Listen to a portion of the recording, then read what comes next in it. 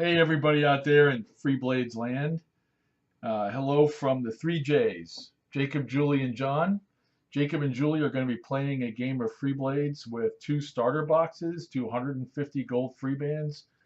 Julie will be playing Black Rose Bandits and Jacob will be playing the Herodellin Questers. The scenario is Warrior's Tomb from the Freeblades Rules Companion. The trial stone in the center of the table represents the Warrior's Tomb, the center objective. And the winner is the person who controls that. And this ancient warrior was put to rest, laid to rest with his worldly possessions, which are contained in the loot markers you see on the table. And we'll begin with Jacob and Julie deploying. Okay, roll D10. 1. 1. I rolled a 3. And do you have any scouting points? Nope. I don't have any, so I guess I have 1 deployment. I will choose the side of the table and start my deployment. I will put out my Rustler. He's my follower, one of my followers. And in a Warrior's Tomb scenario, the deployment zone is 9 inches in, and they're going to alternate putting models down until all their free bands down. Doesn't look like I can reach treasure with only walking, so I'll just put my leader down here. Okay. Herodellin leader. Okay, and I am going to put my Chakram Headhunter as a hero just here. Going to put my caster, Fist of Fitnar, by the trees. Okay. And I will put my follower Outlaw, who's one of my shooters, my only shooter. Your only shooter, yeah. But a follower over here so he can maybe get some cover later. I am going to put my Muster Archer by the trees here. Ah. Maybe have them come around the side. Yep. Crafty. And all on his own now with that D4 discipline now. You know, I learned that in the campaign. You know, having all those muster archers. Some adult supervision is required. All right, I am putting my duelist hero down here. Just putting my boys all in a line here. And they are all the boys. They all are all boys. Yeah. My girls are hanging back. I'll have my apprentice Knight of Varric next to my caster. Okay. We gotta remember his impetuous. Yep. Yeah. Making sure that he'll just get to the center. Front. That's right. That's what he does. Those Varric Knights. My Black Rose right next to the Chakram. You know, as a neutral observer, you know, you could make like golf comments. I see that the Black Rose is using an unimaginative lineup style. Fine. Hey, good news, they're all within 6 inches of the rose. Just make fun of my deployment, that's fine. Hey, you know what? You're all near the boss. There's nothing wrong with that at all. Absolutely nothing wrong with that. I will have my apprentice Knight of Tonar accompany my leader. Okay. And just to complete the line. Okay. My enchantress over here. And I have 1 extra model, so I can just place both those consecutively now. That's right. The Herodellin starter box has 7 models. Because those followers are cheap. I'll have my Militia Spearman to back up my Knight of Varric and my Thresher along with these guys. The boss, yeah. I like it. See a little standoffs. That's right. Second thought, I will slightly here. Right, yeah. All right. You can go in with the High Quester, and it's not going to get any better from being behind him anyway, so that's good. Okay, so we're all deployed. I have no infiltrates. I don't either. Okay, good luck. All right, it's on. All right. Roll initiative. D10. One. See if I can beat that. 3. Yeah, so we got a Woohoo! pattern going there. Yeah. So I've got the initiative. I am not going to cast any magic this That's right. turn. Magic is the first phase in a turn of Freeblades, and Julie's choosing not to cast a spell. How about you, Jacob? I don't have any useful spells, so I'll not cast either. Okay. Now, you know, one that he could, of course, we're going to talk about it, right, is he could cast Tanar's Blessing on the Muster Archer and have him be a D10 shooter for one turn. But I'm not sure. He might be running to get in position, and he wouldn't want to do that anyway, right? Yeah. Right. Let's see. Or not have a 24-inch shot, yeah. Looks like I could probably maybe get a shot off, but not worth it. Not worth the points. Yeah, okay. So no spells? No spells this turn. All right. And what Jacob was just doing in Freeblades, you can pre-measure anything at any time. That's so right. he was just checking things out. Okay, let's see. My chakram, speed 6.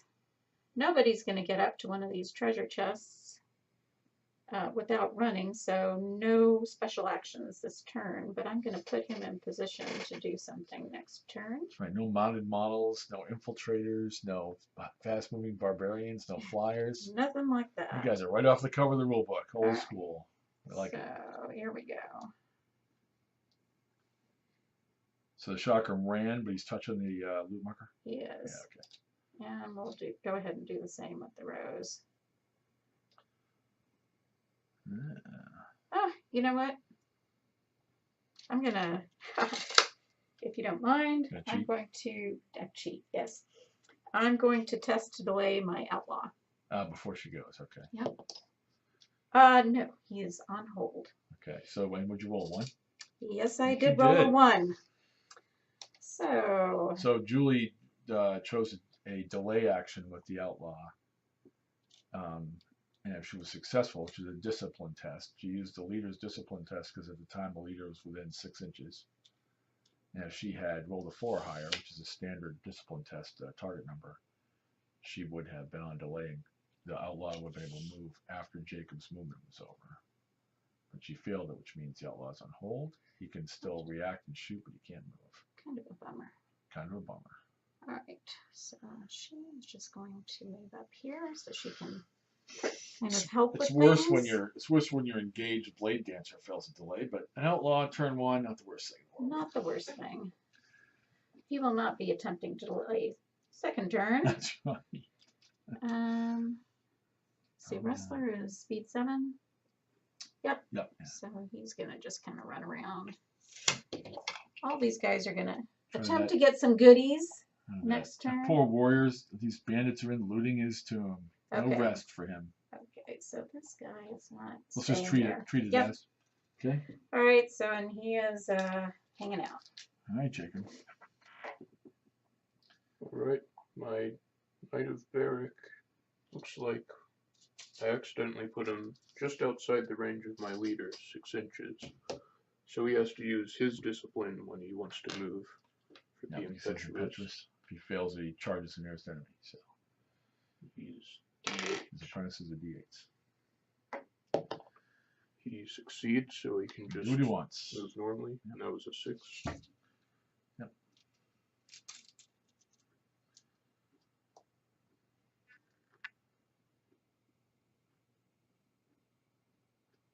He will move just up to there. Now, is he touching the loot marker? He or couldn't quite get couldn't there. quite get there. I will have my archer run.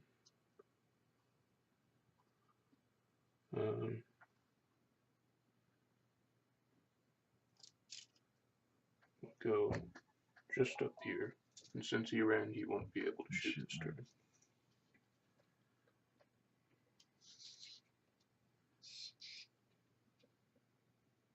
My thresher can run up to this loot marker because he's speed 7.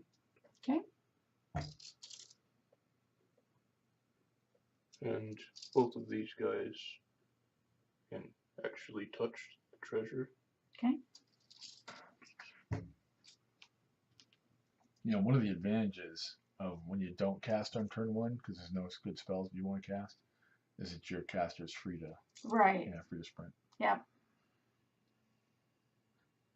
Get them up in better position. That looks like a Warrior's Tomb going on there. Yep. All right. That's your movement. Shooting. I actually do have. Can you see through that fine? I can't see there, but I can see there. Yeah.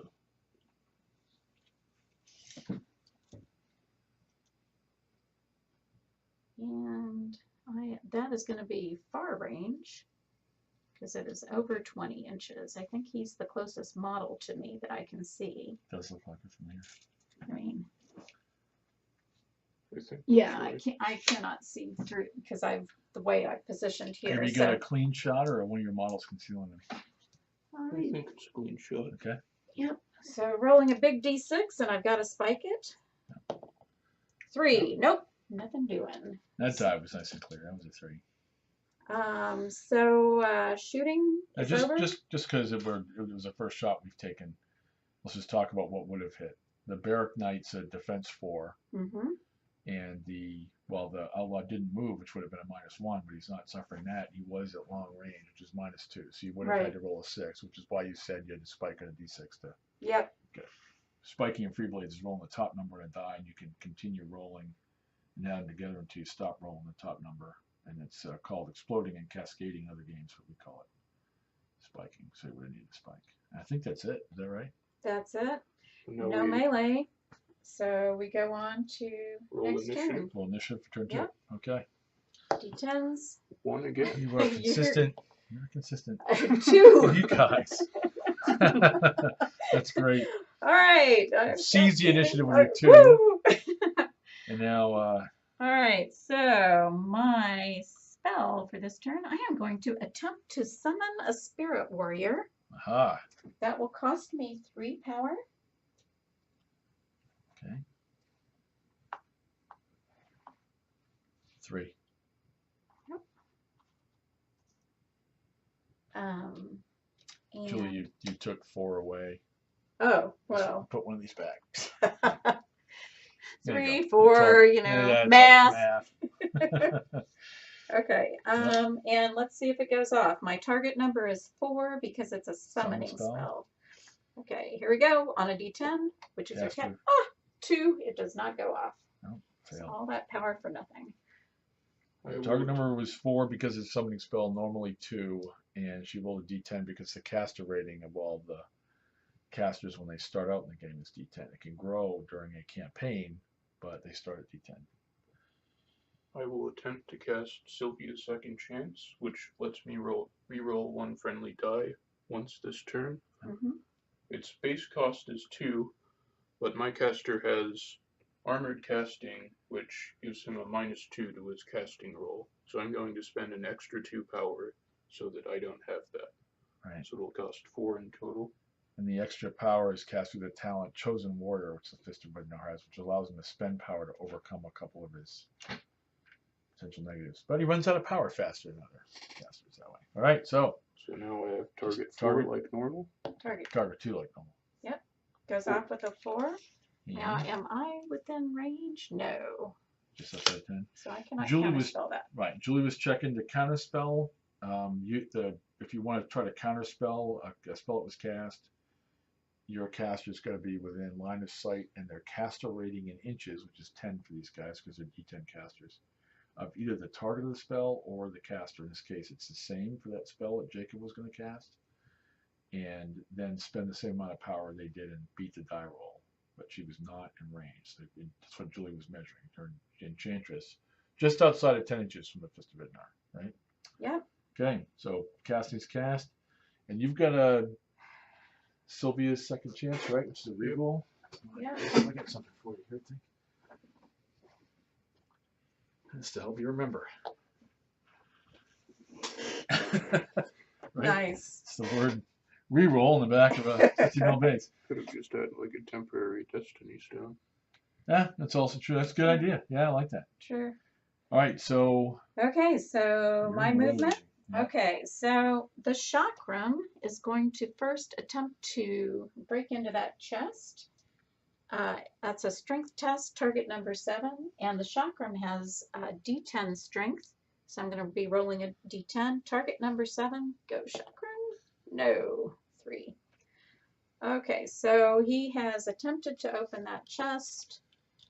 I am just going to have him come up, and he cannot charge anybody after doing that. Right. I'm going to have him just come up and touch the objective, just in case, you know, Things get weird. things get weird and nothing happens there. Before you move on, Julie, a lot of Yes. things happen there. I want to make sure that the viewers capture. One, she activated the chakram. She activates her models one at a time. She picked the chakram headhunter first. In the course of the action she chose, which was maneuver, she did a special action, which she can do at the beginning or the end of her movement. In this case, she used a special action to attempt to open the crate, the loot marker, to see if there's see what's inside. It's a magic item in the Warrior's Tomb scenario, and the scenario tells the player it's a strength test 7. She failed it, so she couldn't open it, and she had the rest of her normal movement after she conducted that special action. Could you put a card in the view of the camera, like right next to that big house? It doesn't have to be readable. I just want, any one of them. Yeah. Yep. So please remember that although the stat summary, the statistic summary for all the models is in the Freeblades Rules Companion, we also provide a complete stat card, model stat card for every model as a free download off the website. You go to the FBGame070217WarriorsTomb website, go to the download section, and you'll see model stat cards, and there's one PDF per faction. That's the Chakram Headhunter's card, and it's got all of his rules on it, and they're using them today because that's what we would use in a demo. Julie and Jacob, both experienced players, probably playing off a stat summary at this point, but nothing wrong ever with playing off the cards because they're very helpful, but something that players might want to pick up on. Okay, thank you. Okay. All right. All right, I am going to test to delay my duelist. He is within 6 inches of my black rose, so I can use her discipline, which is D12. My target number is 4 to delay. So here we go. 11, he is on delay. So I will mark him as such. Yep. So now the duelist can move after all of Jacob's models have moved. That's an option available, though, only to the first player in a 2-player game. I am going to test with the black rose to open this treasure chest. Target number is again 7. Her strength is D8 plus 1 because she's a leader. So rolling D8. She rolls a 6 plus 1 is 7. So she has opened that treasure chest. And I am going to roll to see what magic item she has gained. Yeah, now I'm going to go, maybe we'll edit this in later, but I'm going to go to the companion and be able to tell the players what page this is on that you're going to. Let's see here, magic items is page 37. Yep. Page 37 of the Freeblades Rules Companion, also a download off the website. Well, that's the one that costs you money. It's $6 to buy that download, but it's all the rules since the core rulebook was published, and is also interactive, which means if you click on a highlighted term, it will take you to the rule in question, and all the updates to it are free. Once you've got it, you can keep going into your account every time a new one comes out and download it without having to pay again. Page 37's got 2 magic item tables because Julie's, who did this? The Rose? The Rose, The Black Rose. Rose, of course, lead by example. I'll show you guys how to get loot. Yep. Has opened the loot marker, which allows you to roll the magic item table in the Warrior's Tomb scenario. You roll a d6 first. For what table? 4 means it's Table 2. Yep. There's 2 tables, each with 30 magic items on it. So after she chooses which table, she rolls a d30. What'd you roll? 7. 7 is Dorgon's Mirror. Let me see what that says there. 7 is Togon's Mirror. Gives her the deflect talent. And that, if I'm correct, means that a critical hit against me is threshold 15 instead of 10. That's exactly right. So the deflect talent means that if you normally a critical hit against someone is you get the other player got 10 over what they needed to hit, and the deflect talent means that the other player has to get 15 over what they need to hit in melee in order to get a critical hit. Critical hit, and that is Melee only. Deflect does not apply to a shot from a ranged attack. Whatever. Okay. I'm going to go ahead and take this loot marker off since the chest has been opened. Yep. And Also note that deflect has no effect on attacks that come from the rear arc. Ah. Yeah. Because it's the model, even the magic item would do that. So if somebody's behind you for some reason, you don't get to use your deflect. Oh. Well, that's good to know. Or bad to know. Somebody stabbing in the back is better. Okay, so she gets to still move 6. She will. Okay, that guy's on delay. Now the wrestler was. And you removed the loot marker. Yes, you did. Yes, Okay, I so, did. yep. The wrestler was in contact with this treasure chest. Yeah, Just the terrain was a little hindering Yeah. him. So he is going to attempt to open that treasure chest. His strength is only D6. He's a follower. Most of his stats are D6. So we'll see what he does here. He rolls a 4, which is not going to be enough. And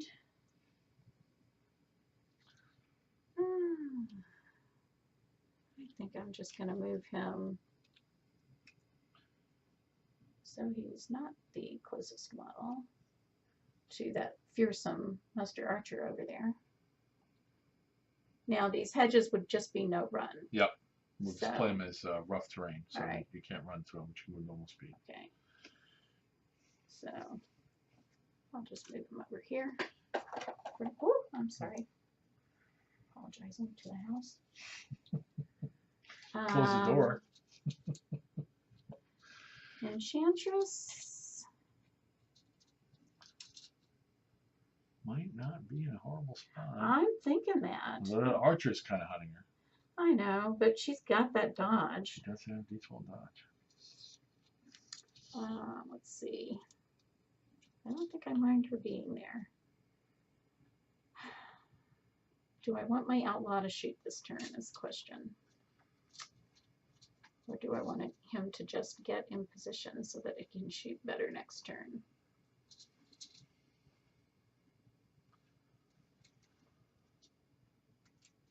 I think I'm just going to move him up into the woods so he's a little bit, And not have a shot. yeah.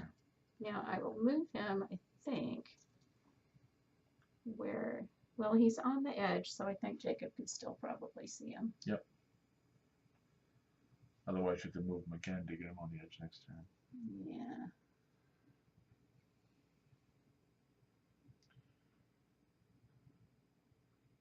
Models inside an area terrain feature like that can see or be seen 6 inches. So if she was inside, if the outlaw was inside that terrain feature, you have to be within 6 inches of and see him, and vice versa.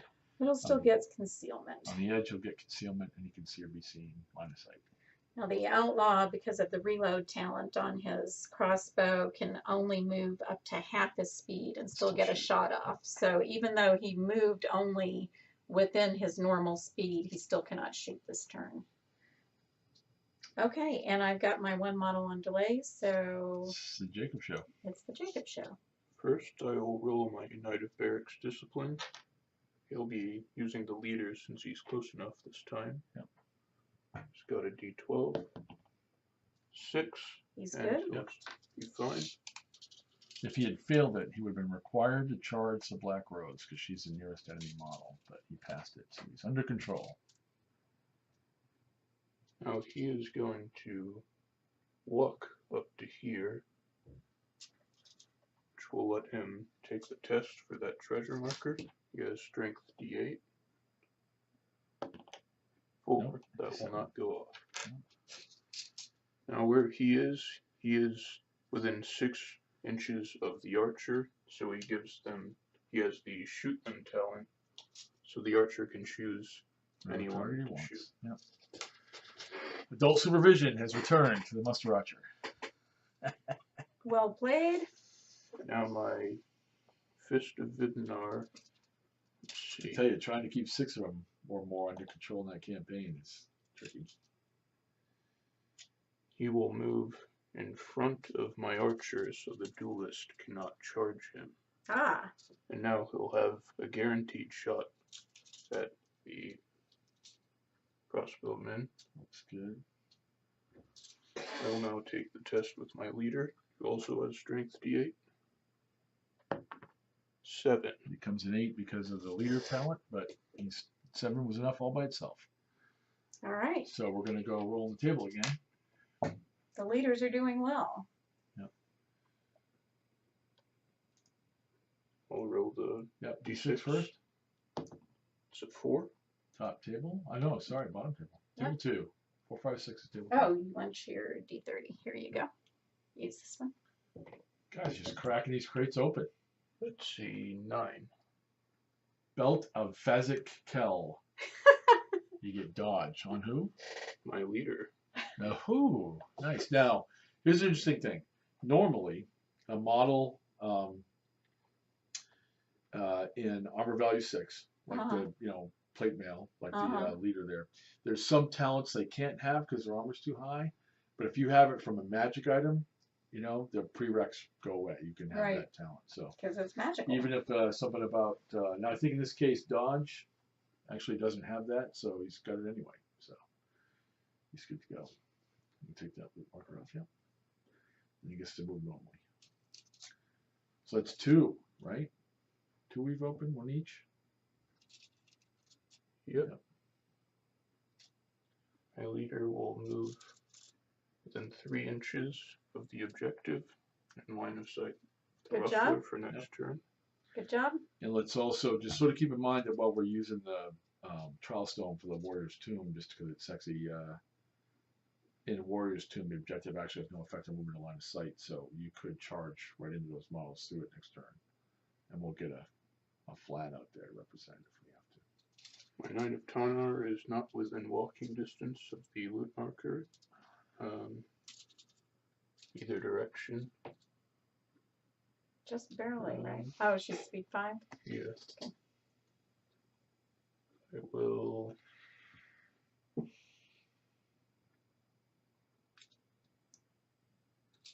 just move her. I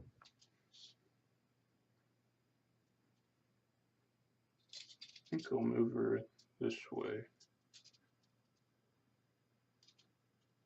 Move my spearman first, though. Right over there. And I'll test my muster thresher on treasure. Okay. Yep. He's strength D6. 4. You won't get it. And What is he gonna do? Yeah, do you want to? right. You gotta finish the mustard, so. He can't take that test again for that loop. Sure you can. Right. Yeah, next turn. Oh. Yeah. I'll just That's keep it there then. you can't do the Trials of Gravis trials. You can't try one again, and if you once you failed it. But these loot markers you can. What about treasure hunt? Can you retest them the same feature? No, you can't. That's right. Yeah. It's scenario based. So Right. always good to check the scenario rules. I will have my Apprentice Knight of Tanar run over here. More adult supervision for the muster. Just in case he All ends up kinds of here. officers. The poor soldier is trying to do his job, and all these officers are showing up. Telling him. So the only one who hasn't moved is my archer, and I'll just keep him there. So Yep. he gets You go -1 for shooting and delay model. Yeah. Okay. Fancy duelist. Yeah. What's gonna do there? See, I don't know if I want him over here. Because even if I could maybe get a wound on the fist this turn, he's gonna die. unless I get initiative next turn and get him out of there, he's going to be I'll plan really on ganged up on him. my caster would then cast Larian's Guard, so we couldn't get out of there without Well, reaction. but you would be -4 being engaged. So, and there'd be a free, Chances of getting it off there'd be are a not free as attack- great. There'd be a free attack on there. Yeah. Now he is armor 6. Yeah. Cures a lot of ills. Yeah, it really does. Yeah. So I might just try to get a wound on your barrack, Apprentice Knight of Barrack. Let's see, can we talk about that for a second? Yeah. So they're both armor 6. And Mhm. so if the duelist is going to go in and fight this turn, and Mhm. it's a good time because Yeah. he's going to get the charge with a +1 for Yep. damage. And has Blade Dancer, so if you get initiative, you can get away, or you can delay and get away if there aren't too many models that you can't pull off. Yeah. Is it that the fist is closer to those other two? Well, what I'm enemies? thinking is, if I like the idea of keeping him from, having an easy time casting a spell next turn. True, but I'm thinking if I put him here, then unless I get initiative next turn, Swamped. yeah. Okay. And now he won't. It's not likely to use the muster because you are a bandit. Oh no, that guy can't do that. That's right. He can't just shank the follower because he is the duelist. He's not. He's got hero's honor hero's still. honor. He's the only bandit with hero's honor, so he has to fight other heroes. Yep. All right. Yep. All right. So I think I'm going to go ahead and try to open the treasure chest in either case. So D8. So you won't be charging. Correct. Okay. He does not. And then I'm going to just move into contact with this apprentice knight here. Okay. No charge. No Rose charge. Is backing him up. Black Rose is backing him up. And that's the conclusion of movement. Yeah. Because Julie's delay model went after Jacob's second player moves were done. And so it's shooting. There's only two shooters on the table. Julie's has a crossbow and over half speed, so he can't shoot. The outlaw in that wood's there. And so Jacob set his shot up. He's got a reroll in his pocket. He's got apprentice knights to tell him what to do. So what are we doing here? He will definitely be shooting the crossbow. Yep. Okay. D6. And, yeah, Now he's got concealment, so his normal defense would be 4, try to so spike. his defense is 5 now. Yeah, and it's over 8 inches. Yep. So it's going to be 6 to hit. Nope. And do you want to use that? Or you want to save that for the combat with the? I think I'd rather re-roll on Die Hard if he takes. Oh, well, good call. I like that. Okay. All right. Sure. All right, took a shot and missed. There we go. Okay, so that's shooting, and we have 1 combat, the duelist and the apprentice knight of Barrack. My duelist is discipline D10. And Barrack is D8. And neither of us charge, so it would go to discipline order. So the duelist will go first. Now, once we've determined the order of combat, we also need to decide what we're doing with any option talents. And the duelist does have an option talent called Swordsman. So I could make 2 attacks, one with my longsword and one with my parry dagger. My parry dagger only does D4 damage, which is what you've got armor 6. Yeah. Yeah, so I'm thinking that's not going to be real effective for me. I could also use my parry dagger to up my defense from 5 to 6. Or I can do this other move, finesse strike, and try first with my parry dagger. If it succeeds, then that ups the die level of my longsword to a D12. So I think that's what I'm going to do, a finesse strike. So finesse strike is the choice for her option talent, and you're going to go first because your discipline's higher. That's correct. Okay. So rolling D10 for the parry dagger. 8, it succeeds. Do you have a parry or anything? Nope. Okay. He's a dieharder. Okay. So I am now rolling D12 for my longsword. Raise the mar of her longsword attack. 6 will hit, but it will not crit or anything like that. So it's a D8, and my target number is 6 to do a wound. Okay.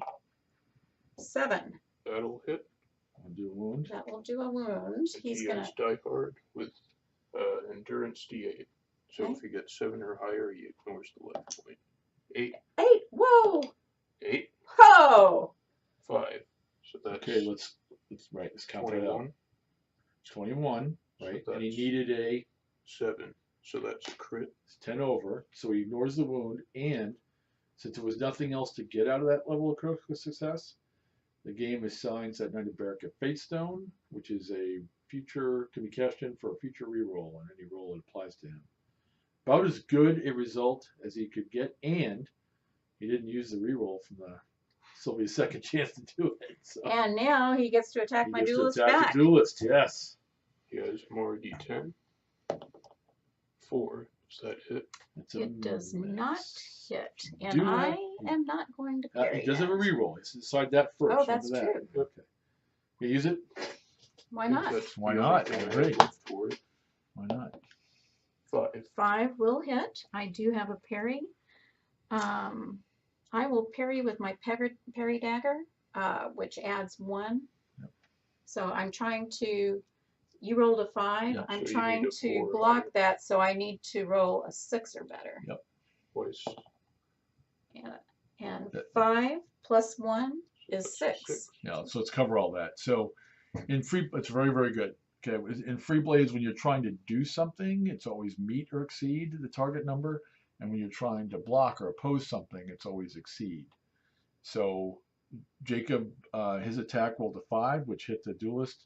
Julie chose to parry. In order to parry it, she would have had to exceed it, so she needed a 6 or more. She could have chosen to parry with either of her 2 weapons, the long sword or the parry dagger. She chose the parry dagger, which has the weapon ability Swift, which adds +1 any parry die roll. She rolled a 5, it became a 6, and that 6 blocked Jacob's 5 on the hit. So a whole bunch of stuff happened there, which is pretty cool. And at the end result, nobody wounded anybody. So a lot of good rules and no wounds. So the blood guy's not happy, but everybody else is happy. All right. Yeah, and that is the last combat of the turn. Yeah. There's only one, so it is a new turn. I think. Is that right? Yeah. Okay, Let's see yeah. if you can roll another 1 there, Yes, he's. No, Oh. 10. 16. And I roll a 10. Oh, 14. So Jacob has the initiative. But and he is choosing what spell to cast with his spellcaster. His magic is first. I will cast Larane's Guard and my Knight of Berwick, Very which nice. will make it difficult for the duelist to Yep. get out of there. Yep, it sure right. will. Well, if that goes off, we'll talk about what it does. Okay, so he's going to cast it, and he's going to survive the counterspell, because I'm pretty sure the enchantress Because, yes, she sure is would. close enough. So we'll go through all those rules here in a second. I will not spend any to remove Armored Casting, so my target number is 4 and it costs 2. Well, just so you know, the target number is still 2. He's -2 to the die roll. So when you go to counter, you have to just beat the die roll with the -2 attached to it. Right. Okay, so 3, so it will not go off. not go off. And I will not be counterspelling. Right. And the talents that Jacob was trying to, that are in Glarine's Guard that would be on the Knight of Berwick if it had been successful, would have made it difficult for the duelist to get away using his Blade Dancer talent. Which is why he did a very good call. So, just noting that our casters are within 10 inches of each other, so we can counterspell no matter what spell we. I'm going to attempt to do.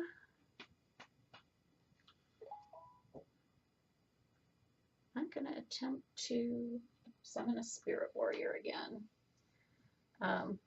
Jacob, you got change over there for 10? What do you No, need? it's in the case. The points mean the power. Yeah. All right. Yep. So that costs me 3 again. So I'm going to get 7 back, which I do have here.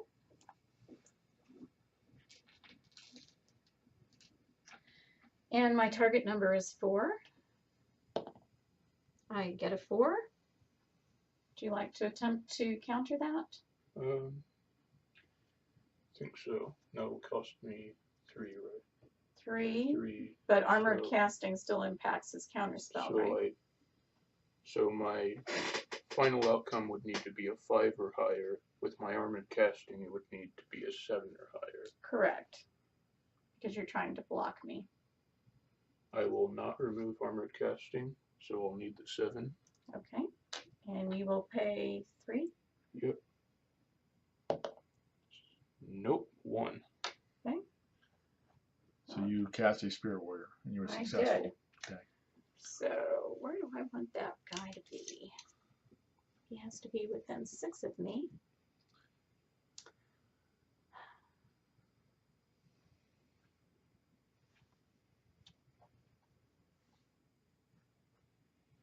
Kind of feel like I'd like him to have some options over here. Yeah, he Now, has to be at least 6 away. Technically, I mean, since you knew that you guys could counterspell each other because you were within 10 of the casters wouldn't turn to each other. Technically speaking, you should put the Spirit Warrior down when you go to cast a spell. Right. Because if it works, that's also a point where they can counter spell. Oh, correct. Not a big deal in this case. Yeah. Certainly. All right. So, Spirit Warrior's going down. Okay, so Julie's cast the spell Summon Spirit Warrior, which brings a ghost-like warrior from the past into the field of play, into the encounter area. And not within 6 of him, right? Yeah. For the fist. Correct. Okay. Yep, I think I'm good. Okay. All right. All right. So movement. Jacob's movement. Yep. Here we go. My Thresher. Let's see. It's just short of walking distance from the Rustler. He will use his strength test. Okay. 5. Yep. Does not get it.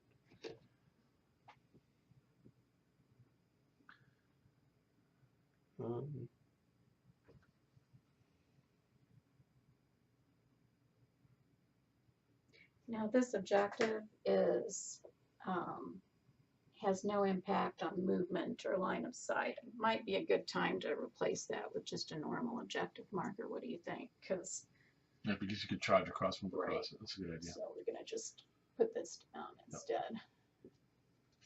That trials don't look nice.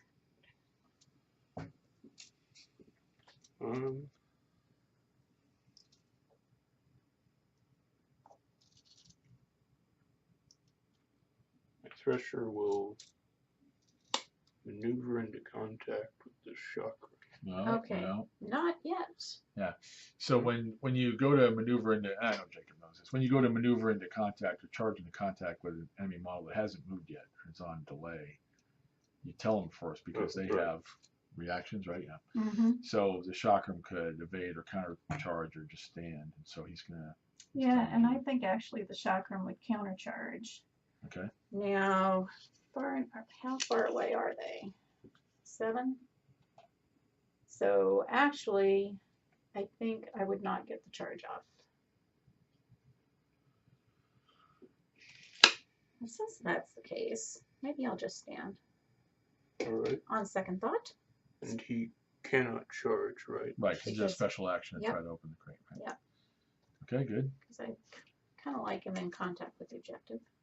Now that will enable my leader to charge the Rustler just barely on the side. Okay, yep. Do you want Okay. to Same thing. countercharge? Let me see what I'm gonna do. So, I don't believe you can countercharge though, because I'm going along this line just barely to you. So well, I could countercharge, or I could attempt to evade, or I could think about what I might want to do with some of my other models later.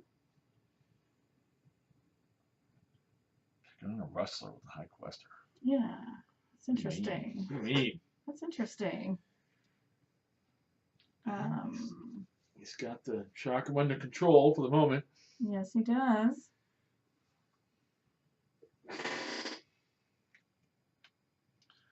I think I am going to just take that. alright. Now the reason my leader couldn't have charged him before is that the chakram was right around. It could have intercepted. Yeah. Good call. No, always good to figure out where the interceptors are. Right. Yeah, if a model's on hold or delay and an enemy gets within 4 inches of it, they can move to intercept it. And so the chakram's in a good position to protect the Rustler, but once the Thresher, taking one for the team, go fight that lizard. Do I have to? Just to make extra sure he's dead, Lucius Spearman's going to charge into support Yes. contact.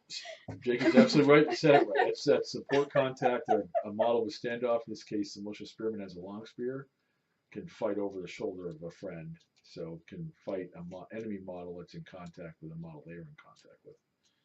And so he's going to get the attacks from the High Quester. Presumably, we're using his shield bash talent, so he'll have 2 attacks, and then malicious spearmen. Since they all charged, they'll go before the wrestler. So the wrestler will have to survive 3 attacks before. Unless I do something. Unless you do something crazy. Um, We had a bridge. We could do the cover of the rule book over there. Just saying. Why would that be crazy? It wouldn't be crazy. They're destined to fight each other over and over again for all eternity. All right, what else is going on? let's see. Oh, I hate second player blade dancers.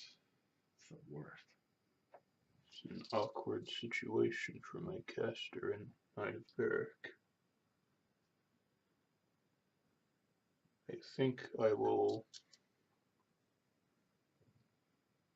delay my Apprentice Knight of Tonar. She is not. Can we talk about that for a second? Just for a learning point, because this is a really tough choice he's got, right? Mm-hmm. So my reaction is to roll for delay on the Knight of Berwick, because the duelist has Blade Dancer, which means not only can he elude on a breakoff and tell the Knight of Berwick he doesn't get his reaction attack, he can enter a new combat. If he leaves the Knight of Berwick and the Berwick doesn't have a delay marker on him, he's done moving, right? He's done moving. So I quite often try to delay the model that's touching the Blade Dancer, or the model with the Blade Dancer talent. But another way to go, of course, is what he was doing, which is delay the Tanar Knight, make the duelist choose to go where he's going to go, and if he gets within charge range or maneuver range of the Tanar Knight, she gets to go attack him. Mm-hmm. Nothing wrong with that choice either. I just want to be aware of, you can roll for delay while you're engaged without generating a reaction attack, which is the important point there. Yeah. So don't forget that option. Just because you're engaged doesn't mean you don't get an activation. You just don't normally do anything with it, but in that case you might. Just not sure how to deal with both these models potentially charging And that something. cheaty extra spirit warrior. Classic banditry. The Enchantress lets out a Scooby laugh. So Blade Dancer, he could break off both models if they're in. No, he has elude. Blade Dancer gives you elude 1. So Okay. if you're in contact with 2, you got to pick which one doesn't attack you. Now you can increase the elude part of your Blade Dancer in the campaign, Mm-hmm. right, and be able to elude more than one model. But when you break off, models you're in contact with get a reaction attack against you. Elude allows you to say to one of them, or however many you have eludes, elude bracket 1, bracket 2, and tell them that they can't attack you. So right now, the Blade Dancer, because it's elude 1, the duelist, could leave that fight, even entering another one, because this Blade Dancer talent allows him to turn a break off and a maneuver, and say, I'm eluding the Knight of Berwick so he doesn't get to attack me. But if the Fist, for example, was in contact with him, he'd have to choose which one to. So she is speed 7, right? No. No, she's speed 6. Black Rose is actually wearing a little bit of armor.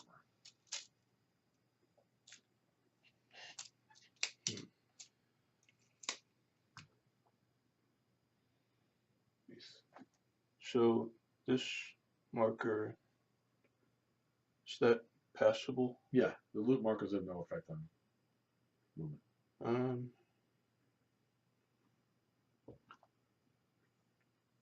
Can we just figure this out beforehand? Sure. Do you think Yep. you can maneuver into contact with him if he goes directly behind the Knight of Berwick?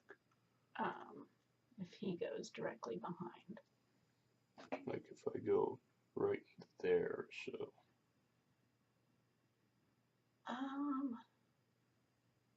I believe she probably could just barely, but if he went over on top of the treasure chest, I think I could not. I think I'll do that then. Okay, and we'll just kind of shove that to one side. We know where it was. Okay. I don't think she could get to him there. No.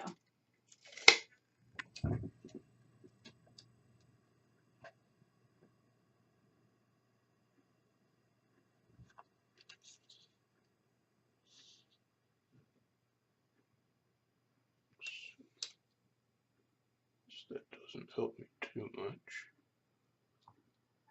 least nearby, though.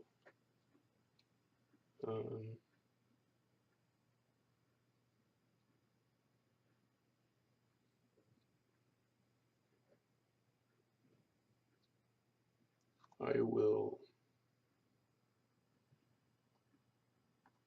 charge the Spirit Warrior. Apprentice Knight of Tanar. Well. Actually, let's see. I need to just make sure I'm not doing anything dumb. So we're about 8 inches apart. She's speed 5. Right. And I am speed 6. But since we are 8 inches apart, we would both get the charge. That's, yep, that's all right. So, and I will countercharge with the Spirit Warrior. So we will meet a little bit towards you. Yeah. Now, when it comes to prorating movement, there's a rule in the rule book for it. But generally, you're meeting in the middle. One model being faster than the other changes that a little bit. The important thing is to see if it changes it enough that one model doesn't go the full 3 inches needed to get the charge bonus. After you've kind of determined that, I would not, unless it really, really mattered, like you want a bridge or a catwalk, I wouldn't sweat the 1/4 inch level of getting the movement part right. Just important to see if somebody gets a charge off or not. But sometimes it really does matter because you're on a rooftop. That really ruined my plan, though, because I had that Spirit Warrior. To do something else. Yeah. Yeah. I think he could have charged right in, Yep. you know, because he's Spirit. He can move through Doesn't care terrain. about the terrain, sure. Now I will try and roll to delay my Knight of Berwick. Yeah. Okay. All on his own. 6. He does. Delayed. Darn. And will my archer do anything?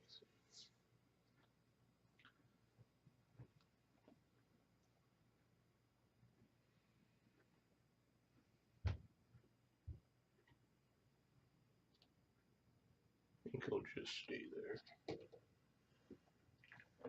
So that's all my movement. All right. So my movement, first of all, I'm just going to bring in the Rose to help out here. Help the Rustler out. I'll save you, Bob. So the Black Rose is going in to fight the High Quester?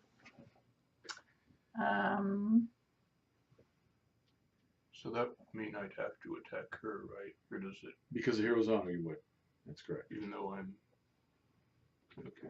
Yep. You'll count as charging. You'll go first. But Yep. you do have to fight her. Would my follower get his choice, though? Follower has his choice. Absolutely. Does. Yep. So now what to do with my duelist? All right, and your archer is just staying put over there. So we can, I think we can both see each other, right? Since you could see me last turn. I think so. Okay. So we'll just shoot at each other. So is your duelist. I gotta think about it.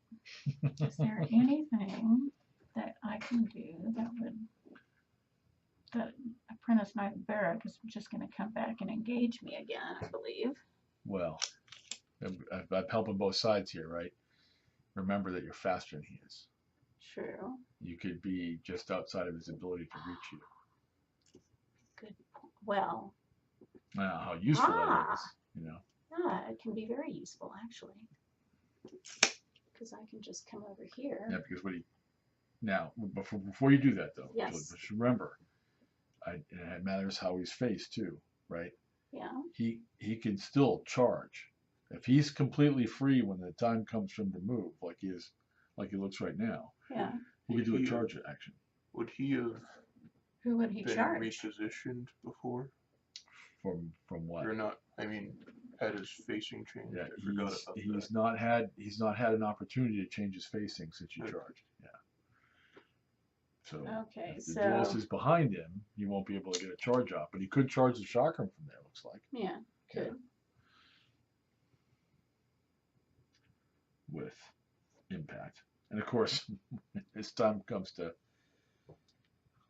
go, that would be potentially painful. Yeah. I don't think I really mind that. I do believe the duelist is in his rear arc. That would mean he wouldn't get an attack. That would mean that your Barrack Knight could not charge the duelist. He could charge the so Shocker. It's over his normal movement. Yeah. Oh, and the Thresher did not exceed his movement though, because he tested, right? The Thresher. Yeah, the Thresher could turn to face the duelist. Yes. Mm-hmm. Okay. Yeah. All right then. In fact, just to do it right, it would happen now. If he touches him now, he does it now. Yeah. So if you haven't exceeded your speed, when you're contacted by a new enemy, you can adjust your facing. If you've exceeded your speed, you're stuck. So. He's facing both of them now. Okay. And now I'm gonna leave. I think I'm still happy with the Enchantress where she is, so. I will roll for Impetuous. Okay. 7 goes off.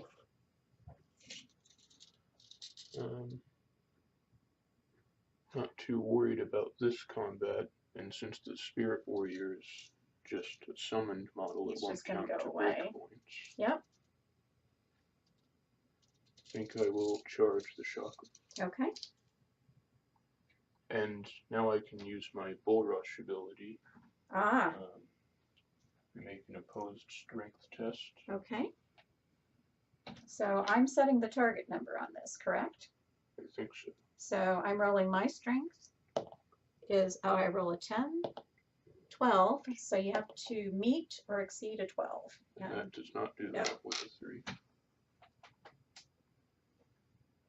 Okay.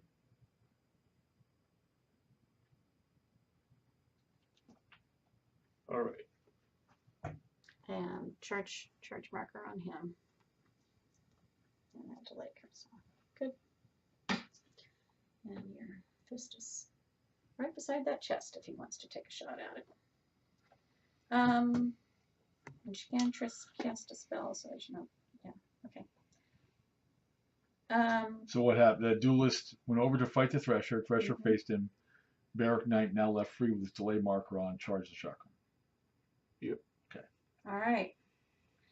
So shooting. You were first player. And that's a big deal because the Apprentice Knight of Barrack has a reroll to make it very reliable to get a hit, and then impact. This is something that Bob Nolan does, right? He plays his Haredale with Barracks. People are like, oh, Barracks have Impetuous. Why would I take him?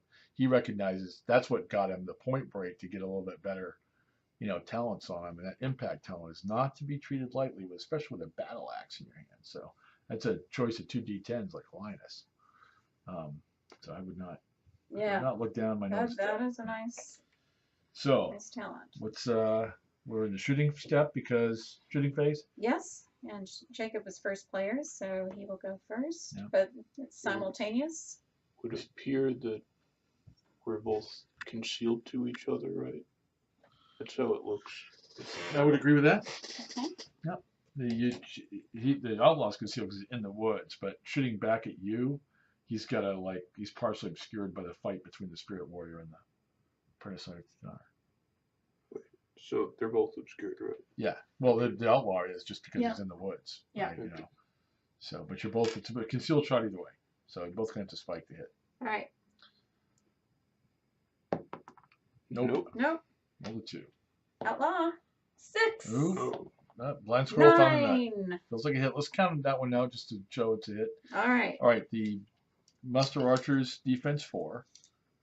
Defense 5 because he's concealed, because if you look down at the table, the outlaw has to see past the Spirit Warrior, so it's partially obscured there. Jacob and I both looked down at the table to see that. And then medium range, so -1. So you needed a 5, and you were -1 from the die roll. Good news, she spiked it, rolled a 6 and then a 3. Yeah. For a 9 becomes an 8, so that's a hit. Actually, it becomes an 8. And his defense is 5. Yeah. Right. And she got a hit, right? Yep. Now, the archer only has armor value 2, so as long as she doesn't roll a 1, she'll kill him. Yep. All right. It's it's a crossbow, so D8. Come on. 4. That'll kill him. That will kill him. All right. His armor was 2. She rolled a 4, and all she needed was a 2 or higher. And were there any followers within 6 to take morale tests? No. So nobody cares. Muster Archer. Mine dropped like flies. Whatever. So, it's whatever. Okay, so the shooting phase has been won by the outlaw, it turns out. Yep. So then separate any combat you need to separate, but I think you have one to separate. Yes, Yes. this right one's there. And You it's separate. just can't have very obvious. You can't have multiple models on both sides of a combat, so you couldn't have that combat be 2-on-2, but the separation is very obvious. I just want to mention this. There's a rule in the rule book for how to separate combats for complicated ones, but if you just go with looking at the outsides of a combat for who is the only person that can fight this model, that solves 90% of situations. Only the Thresher, could you point to the Thresher, Julie? Only the Thresher could fight the Duelist. So that has to be a combat. And the only opponent for the Apprentice Knight is the Chakram Headhunter. Yeah. Right? And so that splitting that 2-on-2 and 2-1-on-1 is very simple. Okay. And once you played a couple times, that becomes second nature. The other combats, it looks like a 2-on-2, but the Malicious Spearman, could you point to him? The Malicious Spearman's in, thank you, joint pointing. The Malicious Spearman is in support contact. It's about who's touching each other. So you can't have multiple models engaged in contact with each other, but you can provide support contact all day. So I see 1, 2, 3, 4 combats. Yep. Yep. Okay. And the first player gets to choose the order they're done in. And is that his Jacob this turn? Yep. Yep, it is because he delayed the So, what do you want there? Now, in case something goes wrong with this combat and my leader runs away, I want to do these two first so that they can take leader's discipline if they lose or something. Good thinking. So first we'll just get Thresher combat out of the way. I'm sure I'll die. Okay, so the duelist will be nobody charged, so the duelist will go first because higher discipline D10. The duelist has that option talent. In this case, he's going to do 2 attacks. Attack with both his parry dagger and his longsword, because the Thresher, I believe, is armor value 2. Yes. So And defense 4. good chance of that parry dagger doing something there. What are you looking for there, Jacob? I was just checking if there were any bonuses to his defense in case my Thresher somehow lives. So he has Shield Breaker. Ah. Yeah. Yep. No shields on the duelist. So here goes the duelist. Can we talk about that one for Yep. a second? Because Jacob just made a really good point. This is one of those things, that I don't think people catch every time. It's sort of the tactical nature of Freeblades does this. But if we go to the Freeblades Rules Companion weapon abilities, we go to Shield Breaker, right, which was what the Thresher has. Point the Thresher out again just for the viewers. Okay, the Muster Thresher's got the weapon is called the Thresher. It's that chain stick with a hinge in the middle for using on the farm. An attack with this weapon, it's a weapon with Shield Breaker, ignores the first +1 of any shield or weapon ability based modifiers to defense. So Jacob was looking to see if the duelist was benefiting for any shield or weapon ability based modifiers to defense, because the Shield Breaker would have beat him. The +1 for one of the choices for swordsman is not a shield or weapon ability based plus. So if you'd raised your defense to 6, Shield Breaker wouldn't have affected it. But that makes sense. Shield Breaker is doing something about weapons defenses and not about the fact that he's just a squirrely swordsman, throwing up his defense. So good thing to check on. But the Thresher does have to live first, for that to matter. So let's attack him. All right, so here I come with my longsword. Yep. A 6, and now my parry dagger. A 10, 16. That's a crit. Ow. Okay. Let's do the dagger first. So Okay, so the parry 16. dagger. This is break because it's the first critical hit of the game. Yes. Let's break it down. The defense of the Thresher is 4. He does not have parry or dodge. He's got no defensive talents that allow him, or wraith, that allow him to avoid a hit. So he's taking the hit. It's 10 over, more than 10 over what you need. So it's a critical hit, which auto spikes damage. But that was the parry dagger, right? All right, the damage of a parry dagger is D4. So Julie rolls damage like she started already rolling a 4, and then it adds the rest of it. Okay, so 4 here's plus 4 plus 2 is 6. So that's not a crit, so you don't get a Fate Stone, but he does die. Right, it's not critical damage. Okay, and the longsword could also kill him. So the one thing you would want to do is roll the damage of a longsword, because if it was Just to critical see if I damage, did critical if it was damage. critical damage, because you wouldn't get anything out of it, you would get a face down. Right, so here we go. Just a Wait, 5. Okay. So don't you have to decide which one kills them though? Because like, if we say the longsword went first and it killed them, then The attacks are all simultaneous. okay. So if there's a critical level in there somewhere, she'd get a face down. Alright. If it was a critical level in addition to the death of the model, I mean, if it took its only life point and there was a critical level left, then she gets a face down out of it.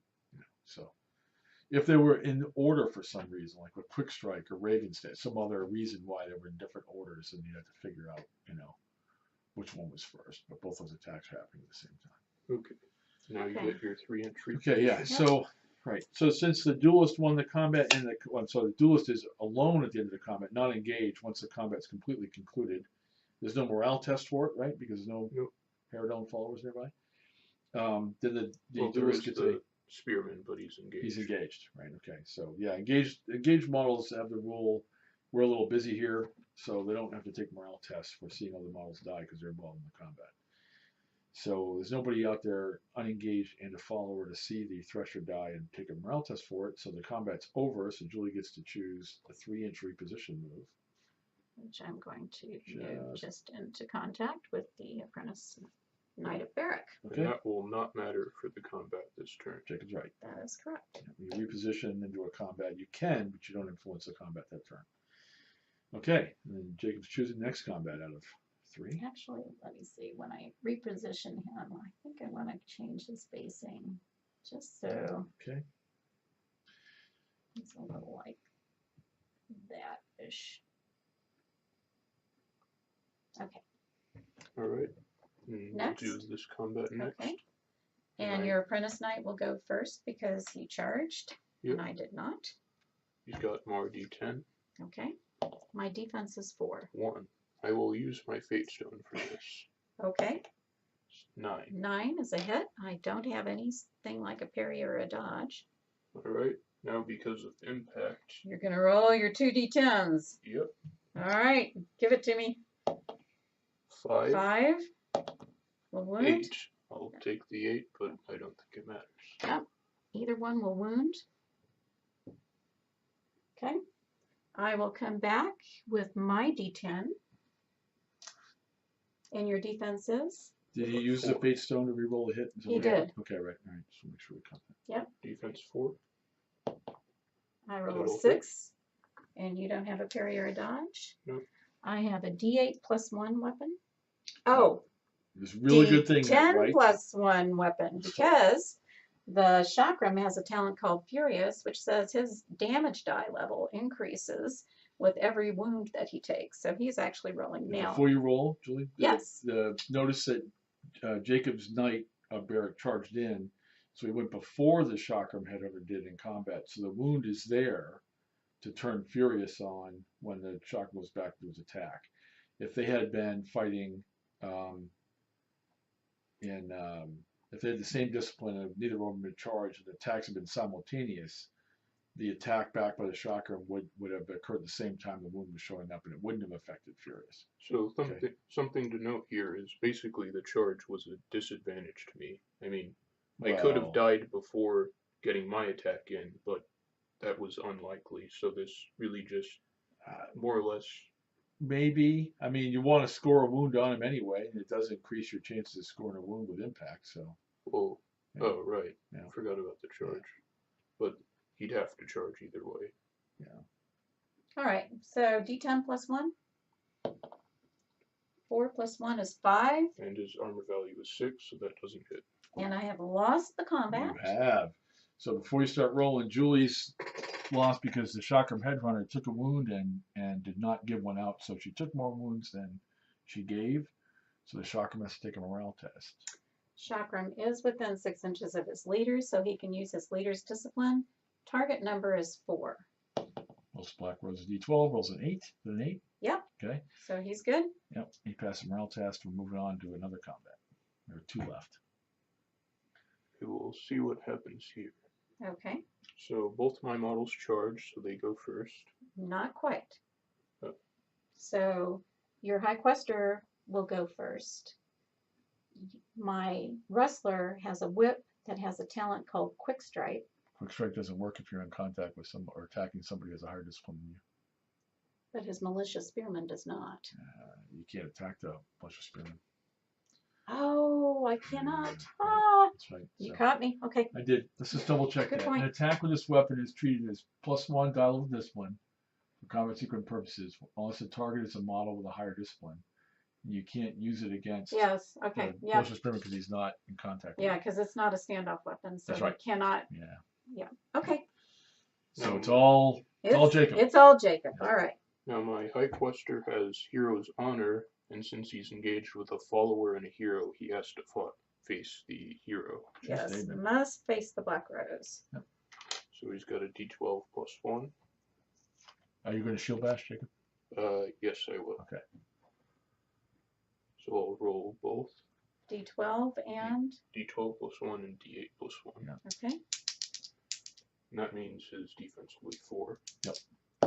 So My Jacob, armor value is 4. 1 and 5. okay, So the shield hit with the 5. Yep. Yeah, so Jacob's shield bash talent on the High Quester allows him to conduct a second attack using his shield, which is a D6 damage weapon, at 2 die levels down from his normal Mars. Mar melee attack rating is D12, +1 in this case because he has high dexterity. So D12 +1 and a D8 +1. He rolled them both. You can see him there. The 1's going to miss, and the 5 is a 6. You can't modify the 1. It's a torch. It's a automatic failure. So the 6 does hit, and Yep. Julie has parry 2, and she's deciding what to do about that. So I'm certainly going to attempt to parry the shield. Okay. D12 +1. I roll a 12. So that +1. shield is parried. Yep. I will also. And you know, this just because this comes up, she rolled 11, +1 is 12. That's not a spike. You have to get the naturally high number on the highest number on the die in order to keep rolling.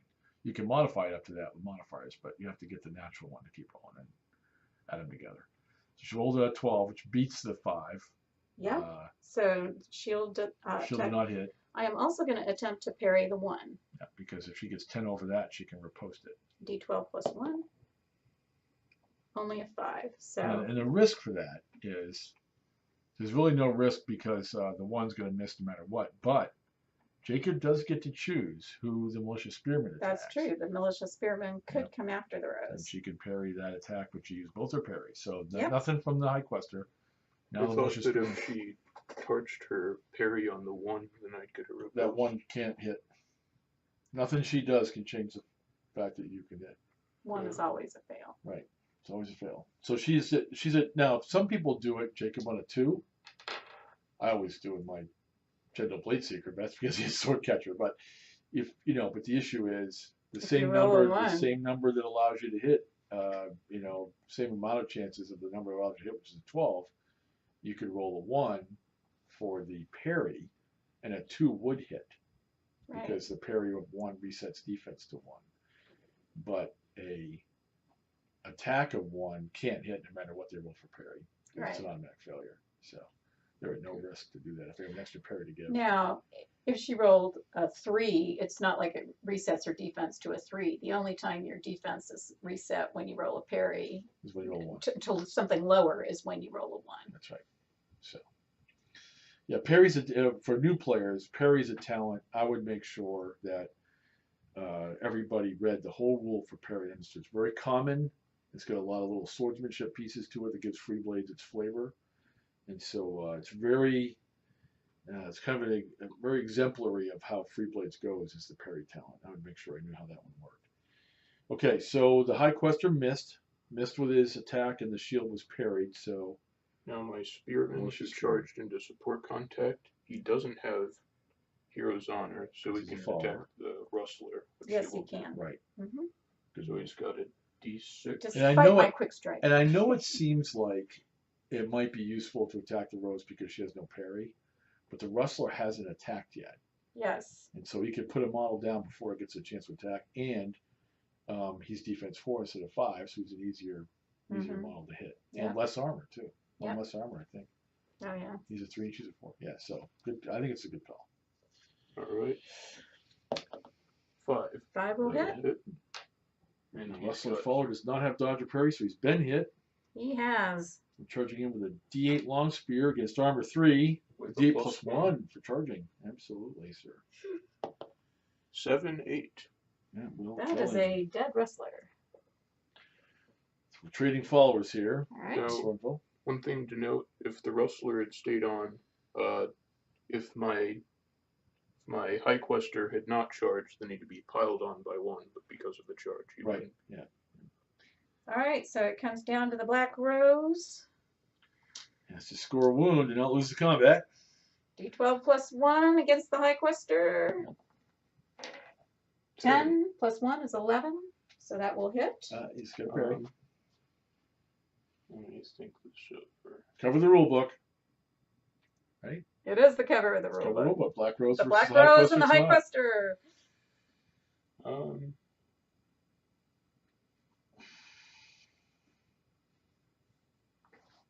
Go ahead and try and parry it. Why not? Okay. Yeah, why not? Yeah, sure. Well, there is one reason why. 12.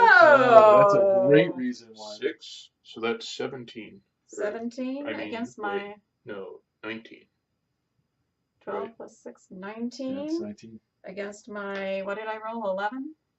So, hey, So not a crit, you parried her. but you but did parry. You don't get a riposte because you aren't 10 over a parry. So you did block the attack. Now, the bandit side lost a wound in the death of the Yes. rustler, and the Herodellen side didn't lose anything. So we've lost that combat. So Black Not looking good Rose is here. rolling for her life here. 12. Yeah, tough That's stuff. how it's done. 23. We will take a Thank you. stone. Thank you So- very much. Julie had to take a morale test there with the Black Rose because she lost the combat. Target number for all morale and fear tests is 4. She rolled her discipline of D12, rolled a 12 and then a 11. 23, that's 10 over, at least 10 over, well over 10 over the number she needed, which is a 4. Just passing the morale test, there's no more given to you for each level of critical success. So she got a Fate Stone instead, which she can use for a reroll in the Black Rose at any point. Yeah. All right. Now we have this combat, Yeah. which is simultaneous. No, it's not. Hmm? Spirit Warrior is only discipline D6. So since they both charged, you're discipline D8, correct? Yeah, I thought You it will was go always first. simultaneous. No, if they're both charging, it goes to discipline. All right. Yep. I Is she got shield mine. bashing or is she? Yes, I will. Yes. Okay. All right. So I've got a D10 and a D6. Yep. Now, because I'm a Spirit Warrior and I've got the Spirit talent, that means my defense is 6. All right. Defense only 5, 6 because you get spirit. 6 and 8. 1, so an 8 and a 7. Which will both hit. No messing around there. So much for my Spirit talent. She found you. Yeah. Take that, ghost. Got a D8 longsword plus my shield, which is a D6. Yep, both +1 for the charge. Yep. She is armor 4, 5. 4, so that's 5. Both for each. 5s. Yeah. She's armor 4, 5 for being a spirit. And only 1 life point anyway. Yeah. So Ah, she's dead. ghost. Does not get an attack back. She was. Now the thing is that if that model had not been taken off the table right there, it would have gone away through the turn as a spell. But it was killed. It was dropped. Right. So it was removed. And now that allows the Tanar Knight a 3-3 position. The good news for the turn was the Tanar Knight was occupied by the Spirit Warrior, not doing something else. Mm-hmm. So you can reposition now. So just making sure, if Yeah. there had been a follower nearby, they wouldn't have cared about a Spirit No. Warrior, No, right? no. They would not have. They don't take them, they don't cause them. Summon models. She'll just... She wants to go over in that middle where it's all getting squirrely. Right? Okay. All right. And that is the end of a turn, I think. Yep. pretty That Roll eventful. initiative. That was exciting. Before we go on, I just want to point out that we're at the 118 mark. A starter box game. This is about right for two people that are learning the game and kind of talking through all the moves. If Julie and I, or if Julie and Jacob were playing this game normally without us stopping and talking about it every time, the game would probably be over by now. But we do want a 150 point game, 150 goal game to be over in about 1 hour and 15 or 1 hour and 30 minutes. And I think it might have been, but we're taking our time and deliberately talking about all these moves here. So it will go on a little bit longer. But okay, so let's have another turn. All right. Initiative? Yep. 3. 9. Okay. So we're still casting spells.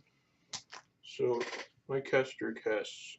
He wouldn't be able to test for the loot, right? That's correct. Okay. Right. Okay. What does he want?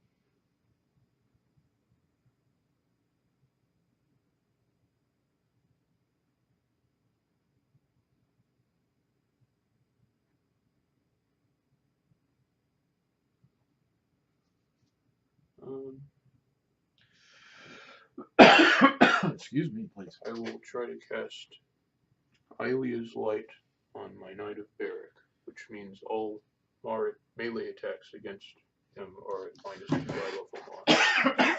Excuse me. I will not get rid of Armored Casting, so target number 4. Let Vidnar decide. 10? 10, Ah, 10? 20, 23. becomes a 22. Just got to uh-huh. remember he's -2 for armored casting. Does it raise the target number? It drops in It's 21. 21. Sorry, yes, 21. It's -2 because I keep adding one. So my caster in the campaign's got a knowledge up, so he's +1 in his car. I shouldn't do that. So you roll a 23, becomes a 21, Yep. right? Because of armored casting, still 10 It's- over what he needs, Right, but not 20 over. right. Okay. So It'll cost him one cost less him power. one less power.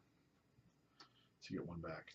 And I don't think I'm going to really pay Yeah, free so, power right. and try to beat a 21. So Julie, in order to counterspell this Hylia's Light, would have to overcome a 21 on a D10, and that's just not likely enough to spend the power on. So she's making a good call. Yeah. And we have Hylia's Light. Hey, do we have a? We don't have a multi-magic token set. We don't. Darn it. I'll have to get mine out. And well, we should make a demo one, right? Yeah. Let me get a demo one about that so we can mark it. All right. Well, while you're doing that, Sure. I'm going to go ahead and try to get. Well, actually, no, I'm not going to try to heal the Chakram. I like him rolling higher damage.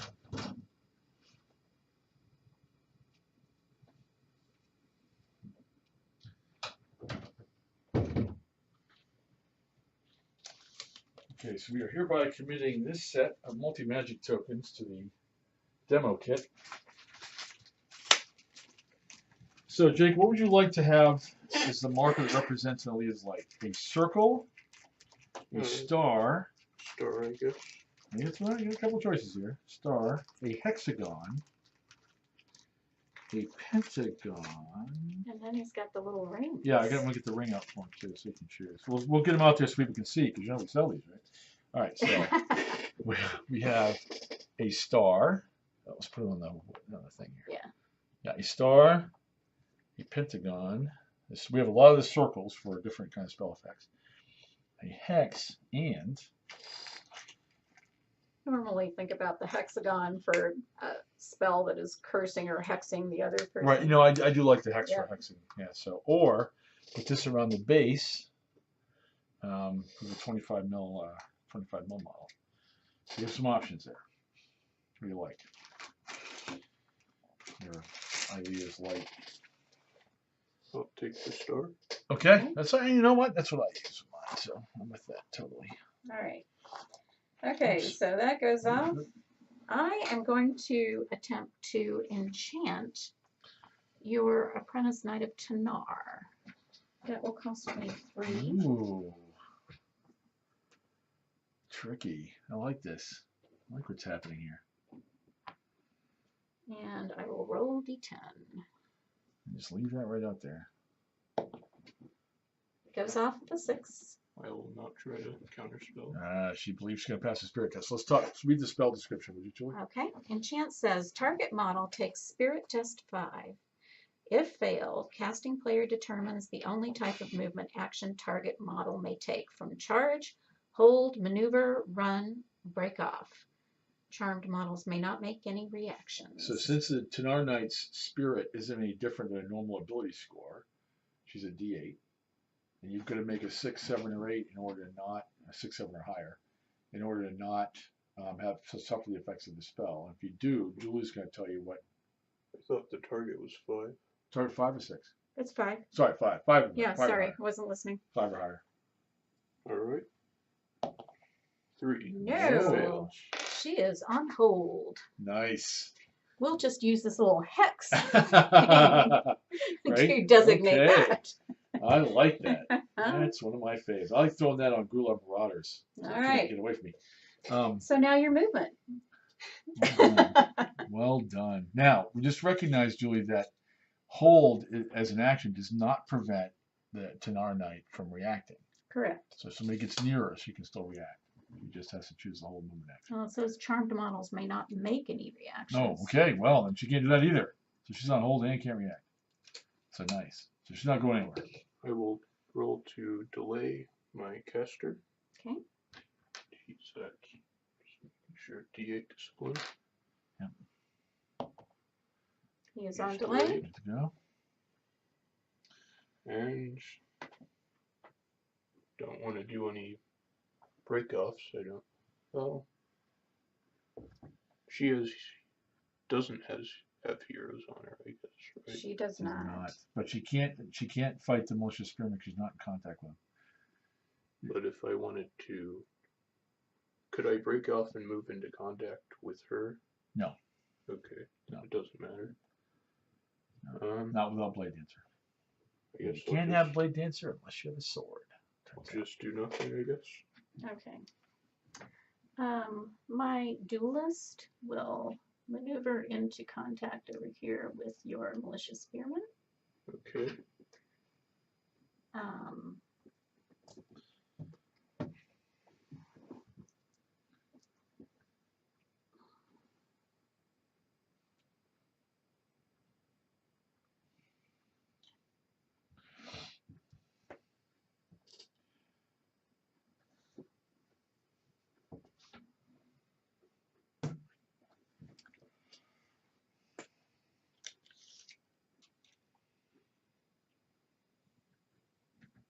I don't know what made me think she could react.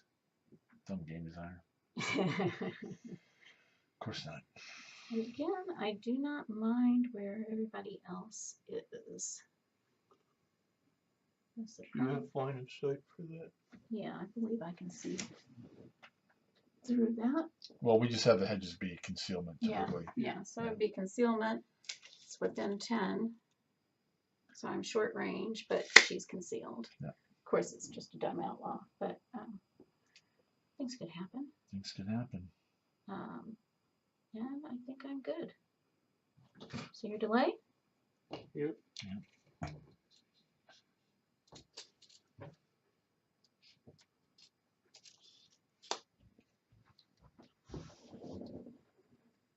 Looks like if he's behind this bush, he would be just completely out of line of sight.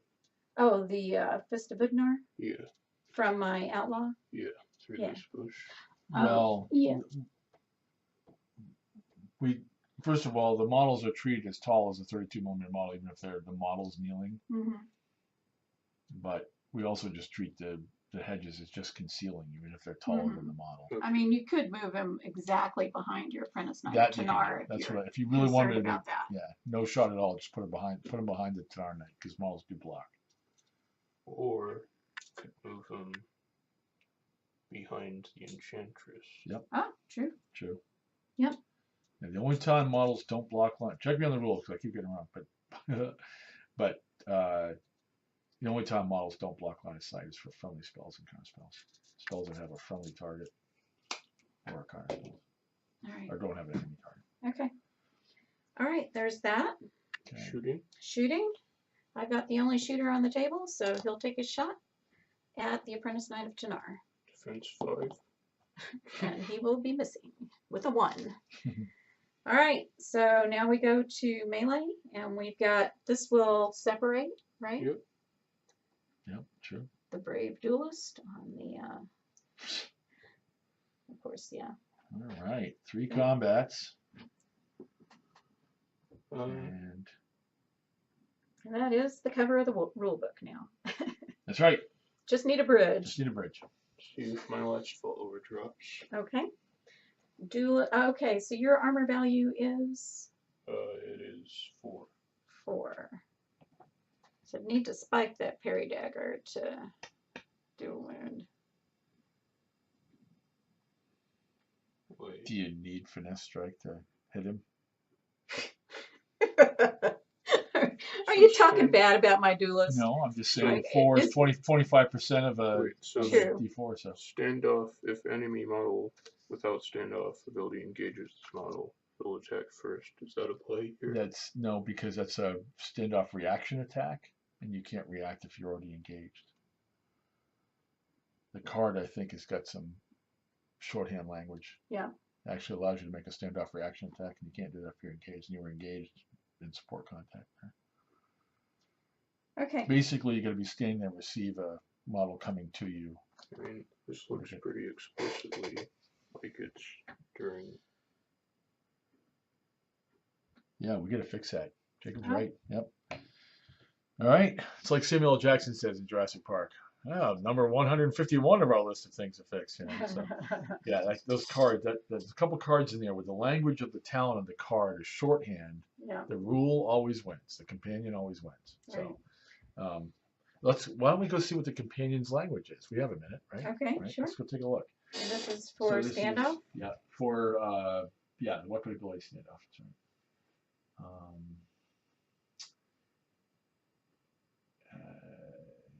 Standoff 2.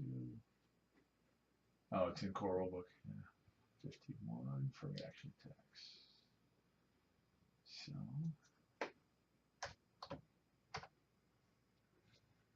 Standoff reaction attack or standoff attack is a special type of reaction attack available with certain models. Usually by virtual weapons they carry have a standoff ability. If an enemy model without the standoff ability, which would have been the duelist in this case, engages a model with the standoff ability, and the model with the standoff ability will attack first in the following melee phase. Okay, but it is a reaction attack. You can't make reactions if you're engaged. So. Alright. That's fine. What it's for is for a model with a spear or a pike taking somebody attacking. Yeah. Yeah. Yeah. So. Okay. Not while they're in the middle of a fight. I mean, while they're standing there, alone. All right. So I'm going to go ahead and do 2 attacks on the spearman. Here's the longsword with D10. Hits That'll with hit. a 9. The parry dagger That will not. does not. It doesn't matter. So it doesn't Unless matter. D8, rolling Right? 4. Yeah. D8. That'll 4. hit. And murder. 3 entry You don't want to be a position. follower in Jacob's Freeband.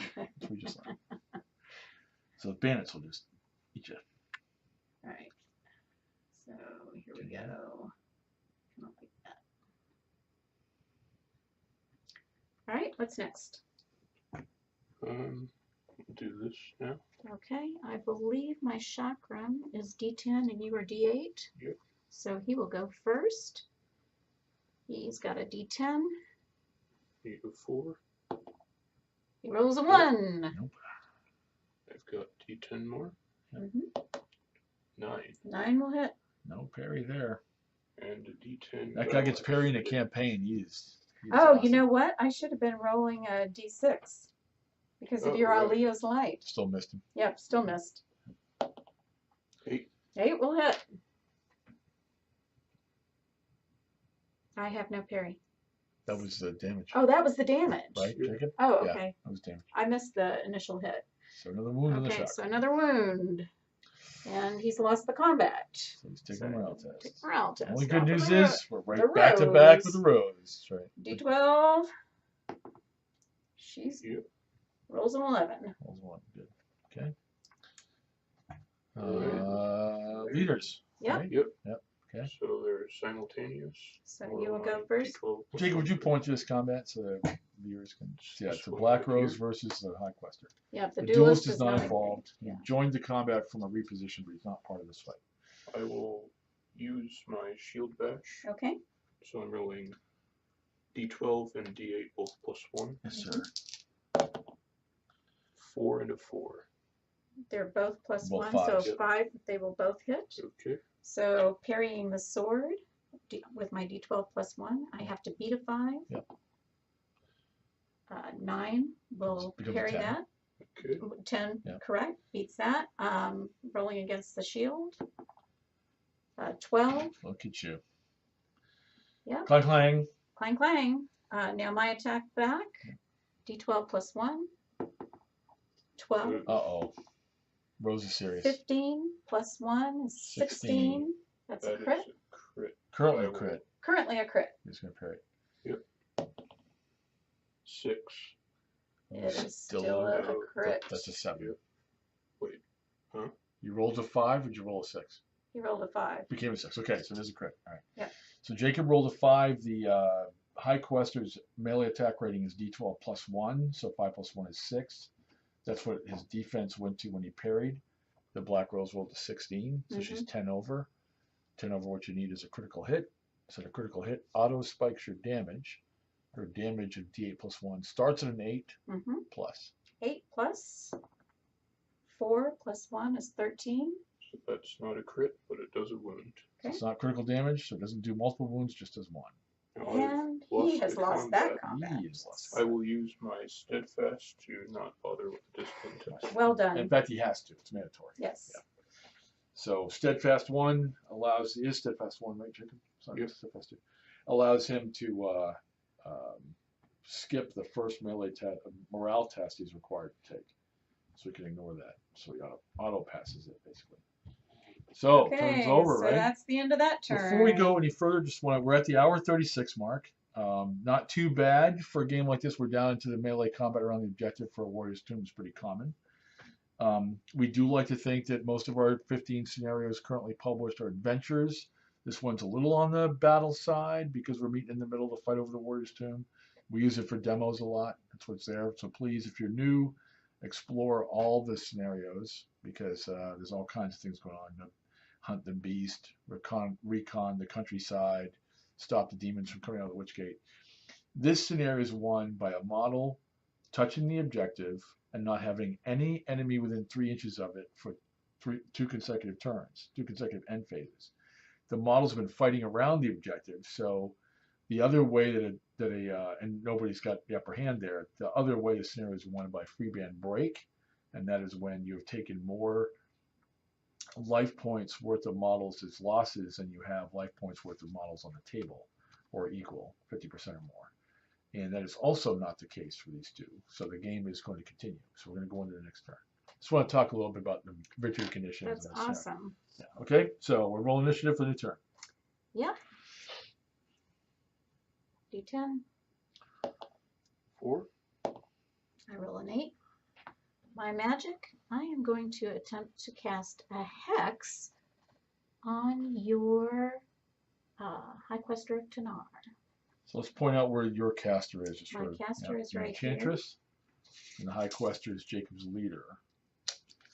And what he's measuring is to see if his caster is within his caster rating in inches of either model. I believe he Yes. absolutely is. Absolutely. So he can attempt to counter based on what Julie rolls. I am paying my 1 power, and I'm rolling my D10. My target number is 2. I roll a 4. Okay. What does the hex do? Hex drops your Mar or Rar, and I will choose Mar by 2 die level. Make you melee attack rating D8 instead of melee attack rating D12. Probably something you want to get. So I'd need a 7 to You count. would. If you didn't modify it with power, you'd need a 7. I will go ahead and try to counter. Okay. And are you using your chosen warrior? Nope. Just straight up? Okay, so let's leave the die out there real quick. Yeah, okay, Two. 2. Okay. Yeah, he would have needed a 7 because he's going to beat a 4, and his armored casting makes the Fist of It now -2. And if Jacob didn't choose to use power to cancel out the modifier, he would have needed a 7. -2 becomes 5. 5 would have beat the 4 in order to counterspell. So the Enchantress is hexed to the High Quester, and he's now melee attack rating D8 instead of D12 plus 1. Now I will try to cast Noda's Mending on my High Quester. Okay. I need a 4. 6 goes off. Okay. Let's leave the die out there for me on the camera. I also want to point out that if you look at the table, Jacob, if you'd help me, the Fist of Vidnar can't see the High Quester because the duelist and the Black Rose are in the way. Or maybe there's a tiny sliver. I think there is a sliver. Even if actually. even if the duelist and the Black Rose were touching and there was no daylight, It's a friendly spell. because the target is a friendly model, the one time that friendly models do not block or No, these are enemy. Sorry. I'm sorry. But there is a I was gap. trying to make a point. Yes. Yeah, but there is a gap. Yes, once again, 2 So strikes. never mind. 2 strikes. One more strike, the game designer is going to retire. Okay, So- so you rolled a 6. So we can see the High Quester because there's a gap between the 2 enemy models. But I am going to try to counterspell That's a that. 4. It's actually a 4 because he didn't add any extra Yep. power to it. All right, so paying my 1 power, try to beat a 4. No, No. goes off. So He is He healed. does take the wound off. Nice. All right. So my movement, and I am going to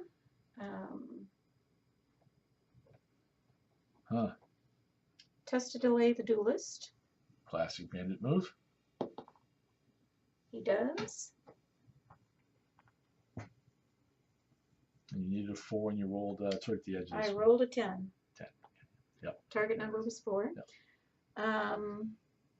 And I think nobody can get to my enchantress right here, correct? Yeah, if the hedge is no run. The hedge is no run. She's She's a 5 speed mover. 5, so she cannot get to me. And I don't think you could charge me. I casted something. Okay. So I Oh, can't so run you- anyway. Yeah, so I think my enchantress is safe. So the only thing I might do is move my outlaw so that he could get a shot off anyway. Of course, it depends on what you do with your models. You could move them up, both up behind the enchantress if you wanted to, but my guess is you're probably going to position these wherever. Probably not a big deal to, Looks like I can just barely maneuver into contact with the chakram. okay.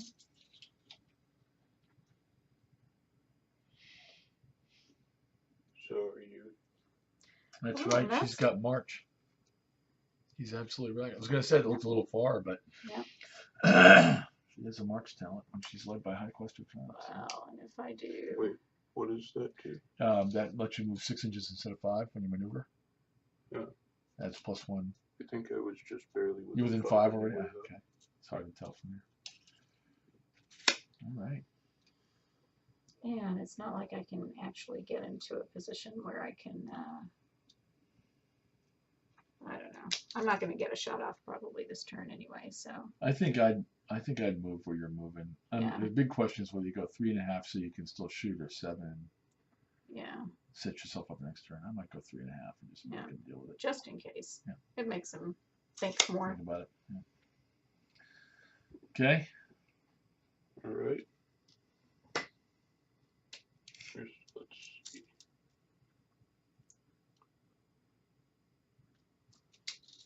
Given I have March, I think I can maneuver both of them into contact. Going. That's Okay. like it. Yep. Yep. Wow. New pair of boots there coming up. Actually, wait. I think you. Let Do me it the other just, way around. Yeah. Yeah, because I can charge with her. I'll charge. Well, he was actually over here. I think that's why Oh, you were was he? saying. He was touching the objective. Yeah. Yeah. Oh, I think that's why you were Okay, saying he's- before. We just kind of. He's got moved Moved him. around. Yeah. okay. I'll just. But you do it. can use March to do that, right? Yeah. Yeah. Okay. So And I won't break off with Master. it's all about the duelist. Now, Yeah. Jacob's moved. He was second player. Julie was first player. Put the duelist on delay. And now she gets to decide what to do them. Why can you do stuff? Because a blade dancer can break off and still enter into combat. Yeah. So armor value on all of these is 6. Is that right? Or Yeah. The entire remainder of this force is armor 6 because you've killed all the easy ones off. So the bandit dilemma is in place. Good news, High Quester's only a D8 bar and you've got a Fate Stone. Mm-hmm. So who's a go duelist go stab? I mean, maybe the duelist just stays on that High Quester and he'll be piled on. Yep.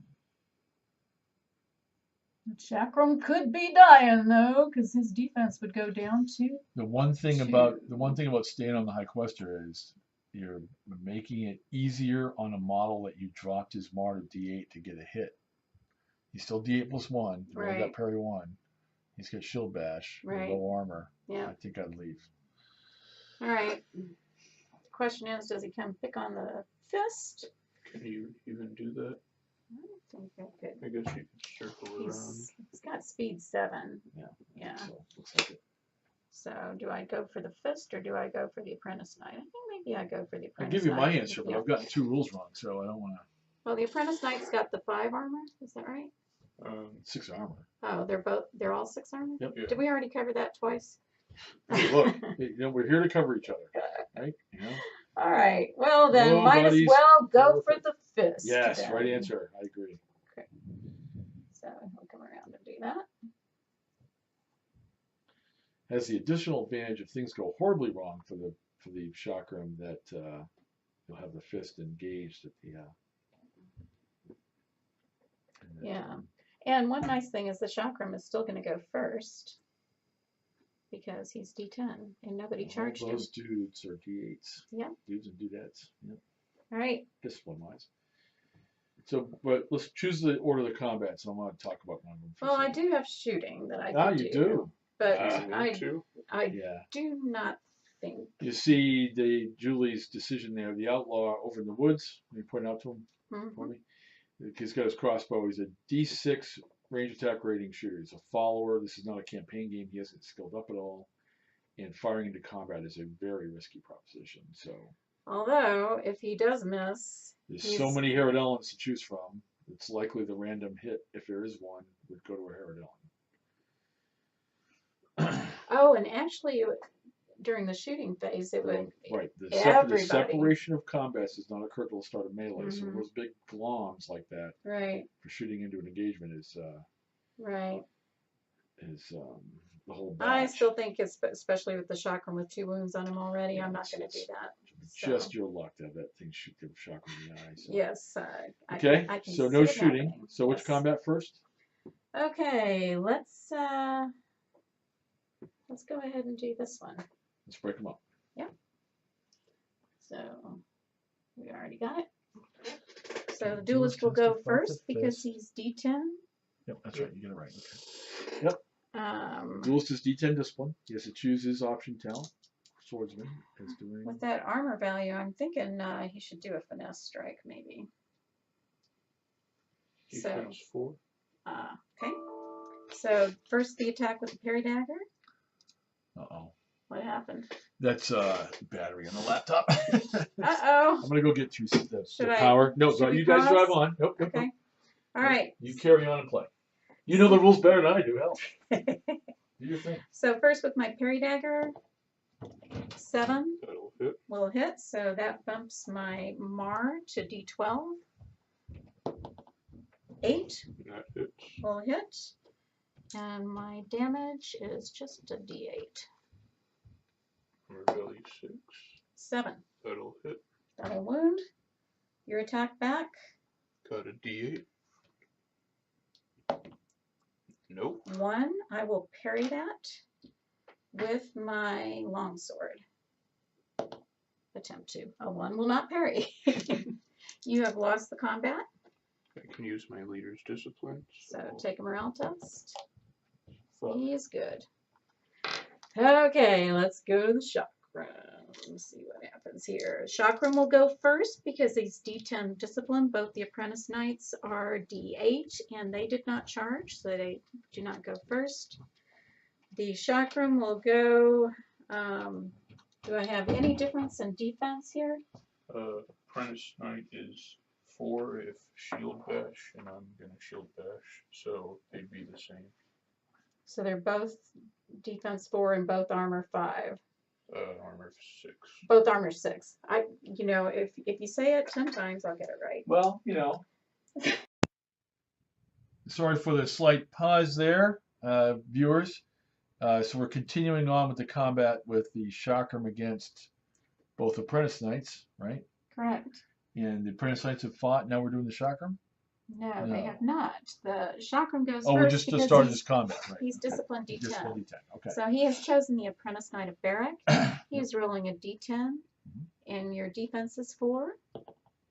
2 will not hit. Now, the Chakram's defense is normally 4, but since he's got 2 models on him and he did not charge, his defense drops by 1 for each extra model that's piled on. So his defense is 3. Yeah. Each extra model after first, so his defense is So down this low. could be the end of the Chakram. We'll Could see. be. Who's first there? I'll roll with the, And you're shield bashing, right? With the 10 yeah. I guess I'll roll her first. Okay. So I've got a D10 and a D6 with the shield. 2 and a 10. 13. 13 will be a crit. Yeah. Right. His defense has been dropped to 3, and he's 10 over what he needs, so it's a critical hit, which auto spikes the damage. So I've got a D8 plus an 8. So 8 plus 8. All right, that's a 14. 18. Okay. Right? So that's a crit, right? That's critical damage. Okay, so let's do the other attack as Mm-hmm. that if the other attack weren't to wound you, make sure I get this right, okay? Because I've got 2 strikes down. If the other attack doesn't wound him, then the critical will do 2 wounds and kill him. If the other attack wounds him, the critical will have a level of critical that doesn't get anything out of it. So Because he would get a wounds face happen. down, He would yes. get face down, right? Okay. So D10 for the barrack, 4, that'll hit. That'll hit. Now, And do we? D10 for damage. Oh, the shield miss. 7. The shield missed, yeah. The shield missed. Okay. So he did wound. Right. So the barrack wounded. So there was a critical level that didn't get anything. Right. So there are 2 wounds together plus another one from the critical that doesn't go anywhere, so she gets face down. Yeah. Because they were simultaneous, they're both D8s. This one. Oh no. And the Enchantress is within 6 of that. And not within 6 of the leader, looks like. Or maybe just She's there. barely within 6 of the leader, I think. Chakram is dead. But the Chakram is dead, and that's 4 points that's off. looking That's bad. not good. That is not good. We'll worry about that in a Alright, second. All right. See if the Enchantress runs. So she's testing out the Black Rose's discipline just barely. D12. Her target number's 4. She's good. She's good. All right. These 2 knights may reposition.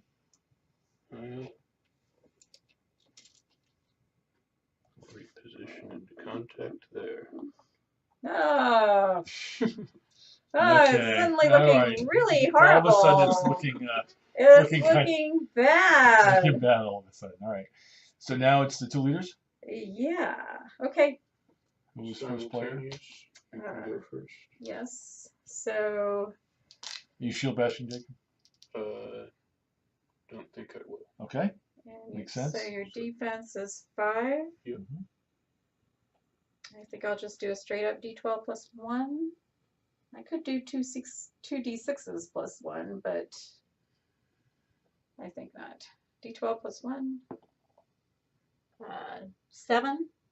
I will try to parry. Now is that it?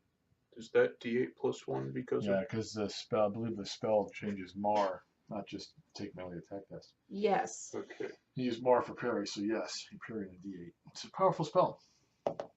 8, Ah! He doesn't care. 6, so that's a 14, 15. And I rolled a 7. So not a So crit. not a crit. He doesn't Blade hit. Seeker would have gotten opposed. All right. Okay. Oh wait, she wouldn't have. It wouldn't have mattered for her anyway, right? Or wait, oh, never mind. I was thinking of damage threshold. Okay. Yeah, no. So now your attack back. Yep. And you 9 back? D8 plus 1. This is a spell. Ah! 7, so that's a 15. 16. 16, which is a crit. I do have a parry, which I will attempt to do. D12 plus 1. I have to beat a 16. You do. 3 will not do So it. it's still a And- crit. Still a crit. It is. So now I'm D8. Well, this is horrible. Before you roll, Jacob, I just want to catch up what happened there. Because Julie's parry didn't exceed her defense stays. It only changes your defense down if you roll a 1. So her defense is 5. Jacob said the parry did not work, did not beat the defense, did not even exceed her normal defense, which is what she's using. So he's got a 16, which is more than 10 over what he needed to hit. That's a critical hit. So now he's going to auto spike the damage. He's got a D8 longsword, so he's going to add 8 to this die roll. Like he rolled in original. 3. So that's 11. That is 1 wound. On the floor. She will be taking a morale test. She lost the combat. She took a wound and didn't give one. She's good. She's good. Okay. All right, so let's take a look at our situation here. Yep. I have got off the board 4, 5 life points worth of model. The Chakram's 4 life points. The Rustler's worth 1. So Julie's got 5 off. And on the table, I've got 3, 4, 5, 6, 7, 8. So I have not broken. Yeah, she does not have the same number or more off than on, so she's not broken. Jacob only has lost his 3 followers, right? Mm-hmm. Yep. So he's only got 3 off and many on. You can see all those heroes on. So game is still on. It's looking pretty. Now in a campaign, let's just talk about a campaign for a second. Yes. If you were in a campaign game, would you be playing on? No, Right, I would okay. be conceding right here Let's and now. just talk about let's talk about why that is. So Julie's got the Black Rose fighting the High Quest. An even fight. She's taken a wound, but it's an even fight. But the Duelist has got 2 knights and the Fist of Vidnar on him. Low armor model, lots of attacks. 2 high-powered attacks from the Fist and the Barrack Knight. His defense is down to 3. Yes. And if he did break off using his Blade Dancer talent, he could only elude 1 model, so 2 people would still be getting attacks on him for free. Yeah. He'd elude the Knight of Tanar because she's got Shield Bash, and then try to get away from the other 2. Does Pylon count for reaction attacks? Yeah. So, yeah, it does, but you don't get to count any model you eluded. So his defense will only be down by 1. Okay. See what I'm saying? If he breaks off, Wait, he's got so- 3 models on him, and so- he eludes 1, that model doesn't count like it's engaged with him for pylon purposes. So the reactions though are simultaneous, so they both get. They would pylon both get the bonuses? -1 off, yes. So he'd be defense 4 to both models. Oh, okay. I didn't. Yeah. I don't know that I realized that. Yeah, because Okay. they're both D8 discipline, whatever's, it's all Okay. it's all happening at once. Okay. So that might even kill him Yeah. right there. And in a campaign where your models skill up and risk injury or death on the casualty table, Julie looking at this thing where she doesn't think she's going to get through 4 models with armor 6 with only 2 heroes left, probably not worth continuing on to take the punishment. Right. If you lost a duelist, would you break? Yes. Right. She'd have 7 off, and 6 she has 13 total life Yeah. points. Yep. So if the duelist died, she'd break anyway. It's a very likely outcome, Mm-hmm. and she'd be staying for what? To try to break armor 6, Yeah. to do something. So, do you want to? I think we probably learned all we're going to learn. And if we leave during a campaign game, do we need to stay with the final outcome? Do you want to see what happens? Show the players what happened? Sure. Let's stick with it. Okay. All right. So play one more turn. All right. Initiative? Yep. 10. 10. 12. 14. Look at the initiative. Enchantress. Enchantress will attempt to summon a spirit Yep. warrior. If you had the power, that was the move to go. Gotta do something Yeah. here. Target number 4. Oh! No! It's not going the band's way today. Darn it. No. All right. I assume you're not going to cast? Not gonna bother. Yeah. Yeah. Nobody. You've only got 1 power anyway. So And, it's minus and 40 to Bush- die roar. Yeah. I would not He's go. a Fist of Vidnar. He's wade into the combat. Now he's low on power. Yep. It's a thing they do. All right. Okay, so your first player, you're moving. All right. I'm going to test to delay the duelist. Uh-huh. And And then Jacob will say, go ahead and move. Right? I mean, what's he going to do? and he doesn't get a delay anyway. Anyway, so So it looks like it looks. I That think. means he's gotta stay put too. Yep. Yep. So since this is not a league game, That's right. It changes his move to hold because he failed, so he can't break off. right. Well done. Or not well done, as the case may be. Charging with the Enchantress might actually be a good idea. She's only got 1 power left. And just dodge D12. She could dodge the attack and keep somebody from killing the That's duelist. right. That's exactly what I'm thinking. So I think she will do that. He cannot countercharge. Charge, Right? because he's engaged. Now the outlaw over here can't get to anybody, I don't think. Because I could go ahead and have him. Oh, wait. Can't Yes. charge through that though, can he? It's just no. When we played the woods and hedges, there's no run. Oh. So as long as he's within his move is 7, He is 7, so he can charge. Yep. And we're saying it's concealing, not blocking line of sight, so we can see it. Right. So he'll charge. Now, just a note to the viewers that we put in the core rulebook a whole bunch of options for how your terrain plays out in the game, rules wise, mechanics wise. It's always best to go over that with your opponent before the game starts. We tend to play low walls, hedges, and area woods as rough, which means the movement effect is no run. So you can always make a normal movement across it. There's also very rough, which is half move, and some other options out there. So just, the key is just sort of talk that through with your other players in the game before you start. Okay, so that's my movement. No shooting. Feels like. Well, Jacob still could move. Does the Knight of Berwick have Heroes Honor? Yes. Okay. Yeah, he'll have to swing at the Enchantress. So, I mean, if he wanted to, for instance, he could take his fist out of there, but I imagine his fist is pretty much committed. No. He's the fist! I'll keep him there. Yes. We'll break up. So that breaks that combat up. All right. Okay. So first player chooses order the combats. All right. Oh, This is wild. yeah. Might as well do that in case, so say the leader panics, then you could potentially have them, if they lose the combat. So, or I guess you'd be wanting to attack him anyway. All right. Oh, let's do this. See what these little. Stab him with your daggers. I agree. Here they come. The Enchantress and the Outlaw, both with their big D6 Mars. And what is your defense for? Yep.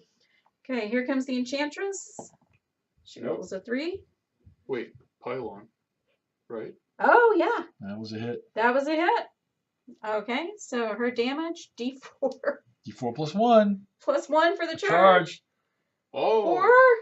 4, That 8, is 9, 10. That's a wound. Take a wound. Die hard. Well, hasn't happened yet. 1, 7. Oh, Yeah. totally disrespecting your Enchantress. 19. That's not only do I not take the wound, I'll take a 21. Fate Stone. 20. Oh. Right? Right? 8, 16, plus 5, 21. Oh, I thought Yep. it was 3 for some reason. Yep. Ignores the wound and got a critical Again. success, so he gets a Fate Stone out of it. So he's rolling out of his mind today. All right, so here comes the Outlaw now. No more diehards.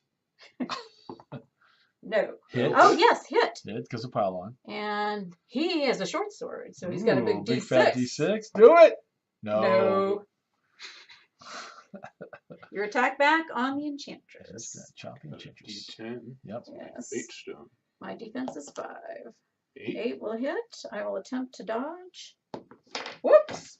Nice. I dodged the table. We need when we go to JohnCon too, we need to have dice trays. Oh. A 6. What did you roll? Oh, You rolled an 8. 9. That's a hit. That's a hit. D10. Hassan chop. 6. That's a That's a wound. wound. And we have She's wearing a- lost the combat. She's wearing a jacket. We are within 6 of the wound. 6 of the wound. 6 of the rows and her wound. So we'll try the Outlaw first. See if he runs. Come on. He runs. Okay, he's panicked. 11 inches. He No, goes I directly can't away. choose to pursue. I mean, I have to, but I'm engaged right now. Well, she's not doing it right. Oh, You got to roll the Enchantress's morale test before you roll distance because he has a chance to pursue and he doesn't get to know what you rolled on your variable move die, right? Yeah. okay. Just roll a morale test for the Enchantress. Okay. She's Doesn't good. matter. Okay, so she's passed. Yeah, So it's just the you're Outlaw right. running away. All right. Okay. And I can't pursue, right? You can't because you're engaged in the Enchantress. Great. But I'd otherwise have to. Yeah. Because I'm impetuous. Yes, you would. That's right. So he's running. He's panicked. Okay. All right. It's horrible. Okay. this mess. You do get to go first. Yes. You shield bashing there, Jacob? Yep. Oh, yeah. I will go for the fist because he's already got a wound on him. Finesse strike? Yes. So first with my parry dagger. Defense 4. Oops. 7 will hit, so that bumps me to a d12. 7 will hit. Now armor value 6. D8 damage. 7. Got it. Yeah. Got it. Yes. And because you were disciplined D10 and he was disciplined D8 and you went first before him, he doesn't get to attack back. He's dropped. Correct. There's no Haredale heroes unengaged within 6 inches. Nobody takes a morale test or seen him drop. But the Knight of Tanar does get to fight. And the duelist is not piled on because that did happen before she gets to fight. Okay. So he's defense 5. 10 more. 8. All right. I will parry with my parry dagger. 10 plus 1. 10. Nice. 15, 16. It's not a hit. It's not a hit. That's all she gets. Yeah. So she's lost the combat. She's lost the combat. She is near her leader. She's D12. D12. Doesn't care. Okay. Cover the roll. All right. Down to the leaders. Black Rose going first. D12 plus 1. She's not going. Oh, what are you going to do? Shield bashing? Yeah. All right. She will not. With her attacks. You move your hand, your left hand. Thank you. 1 sec.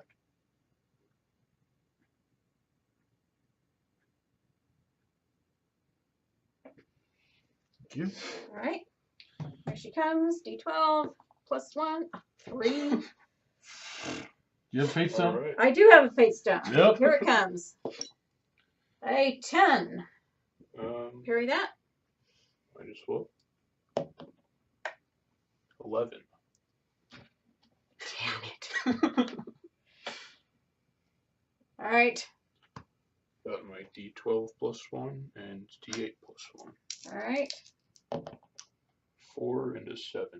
The 4 is on the long sword. So that misses, That's right? actually a 5 and an 8, right? Plus 1, Oh, right? right. Yeah. 5 So they will both hit. So parry the 5.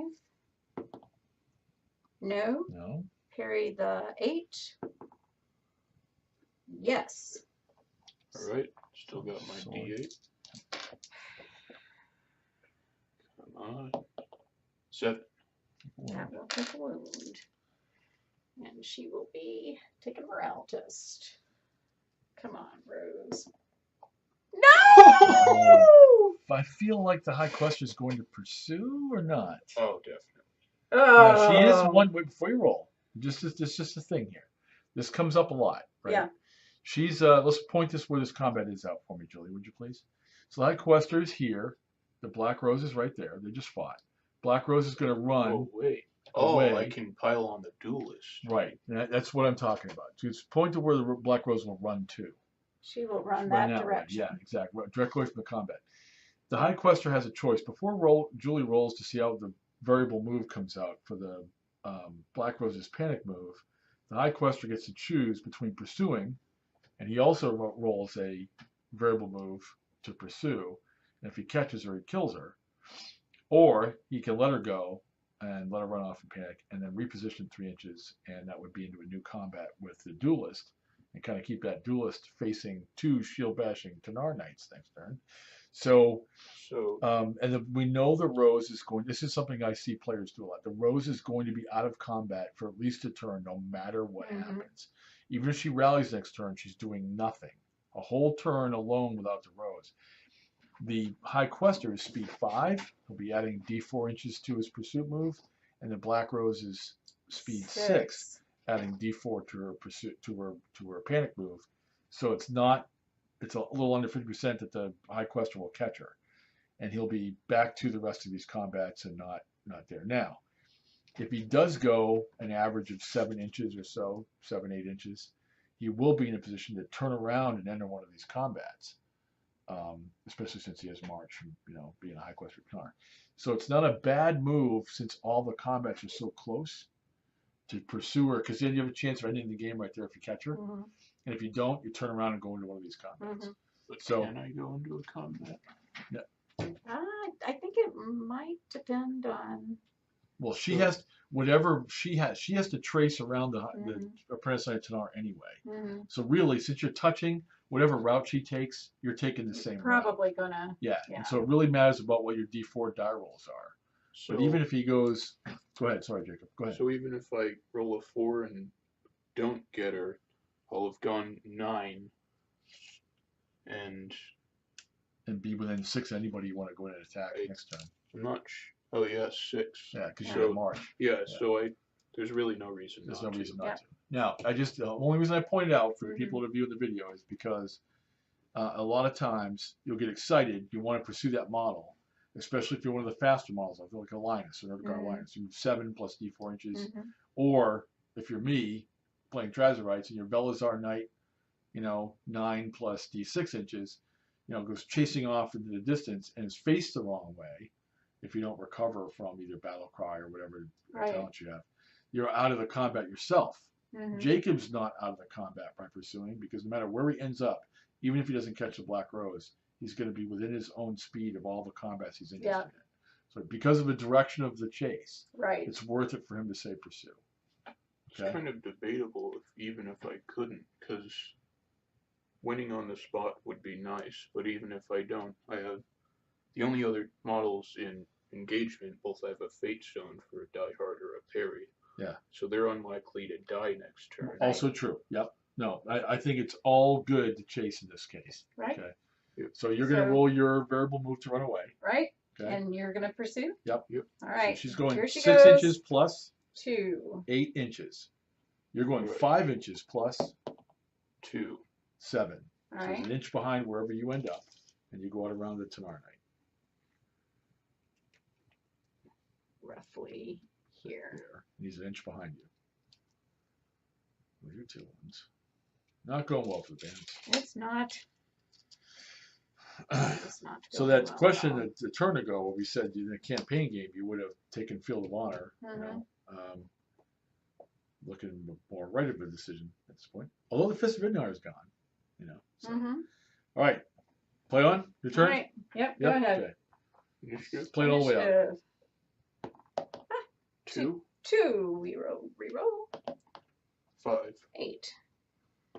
Okay. The Enchantress will. There's an interesting thing about the Enchantress. Yes. The downside of casting while you're in compass, point out for me, would you please?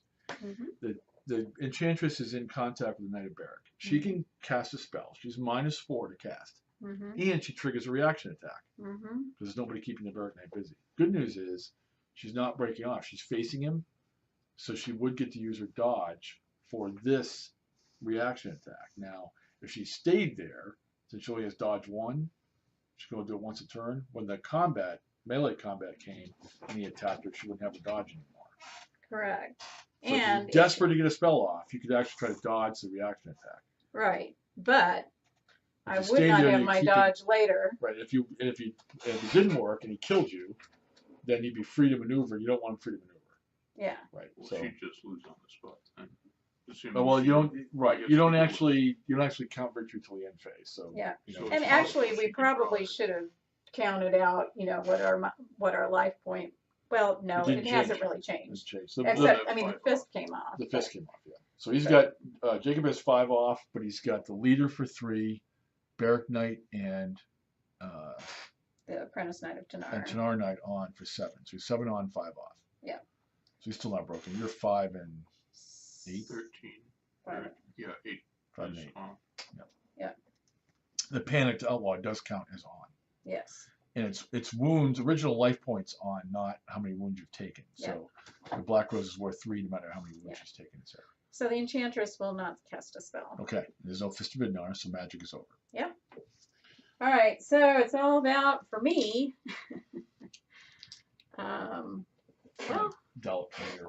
I can still, I'm within 6 of the rows. I'm going to test to delay the duelist on her mighty discipline. And he does not. He's on hold again. She's not helping much. Okay, so, well, that's probably good, though, because now she's going to test to see if she rallies. And she does not. She rolled a 2, so she's going to continue to panic. And that will be her speed plus D4 inches, this time directly towards my home edge, correct? The Black Rose panicked again. Yes. And she's heading towards the table edge because it's not out of a combat. It's, Yes. after that, it's always towards your table edge. Yeah, So, yes. she's just, 6 plus D4 inches. 3. So 9 inches straight towards my home edge. Super.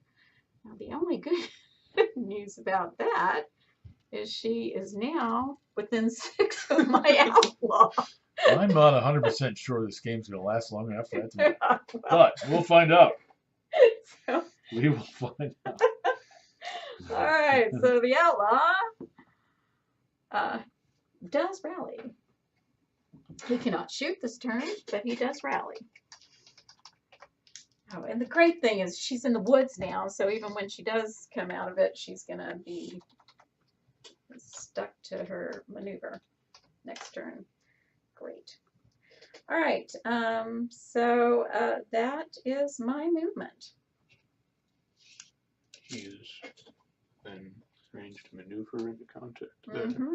It's looking pretty grim for little Miss Enchantress. And that's it? Yep. All right, let's do it. I've got no shooting because he cannot shoot on the turn he rallies.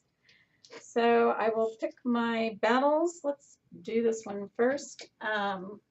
The duelist will do a finesse strike again. All right, and she's using her shield just for defense, so she's defense 5. Defense 5, okay. His parry dagger first. 10, 16. So that's a crit. What does that mean? A crit on a finesse strike. I think that's just going to give him a fate stone, right? No. One more die level mar. So it's up 2 levels. Oh, Yeah. so D14. Yeah. And that is one thing I didn't anticipate, so I don't have a D14. All right, so now his D14. 6. I will try to parry that. My D10. 4. I'll use my fate stone. Okay. 2. Nope. Okay, so his longsword is hit. It's not a crit though, so just a D8. He rolled a 3, which will not do a wound. Now she comes back at him. D10 more. 2. 2. Nope. You can parry though if you really want to. That's probably your last chance to tie the game. Yeah, Like, but she's almost certainly dead, and she's probably not going to kill anyone. But if you kill her, then you can draw. yeah, but she's still got 2 life points left. Who does? The Apprentice Knight of Tanar. Right, yeah. I would have to crit. Yeah. But then I'd have to- I'd have to crit on a riposte to kill you. All right.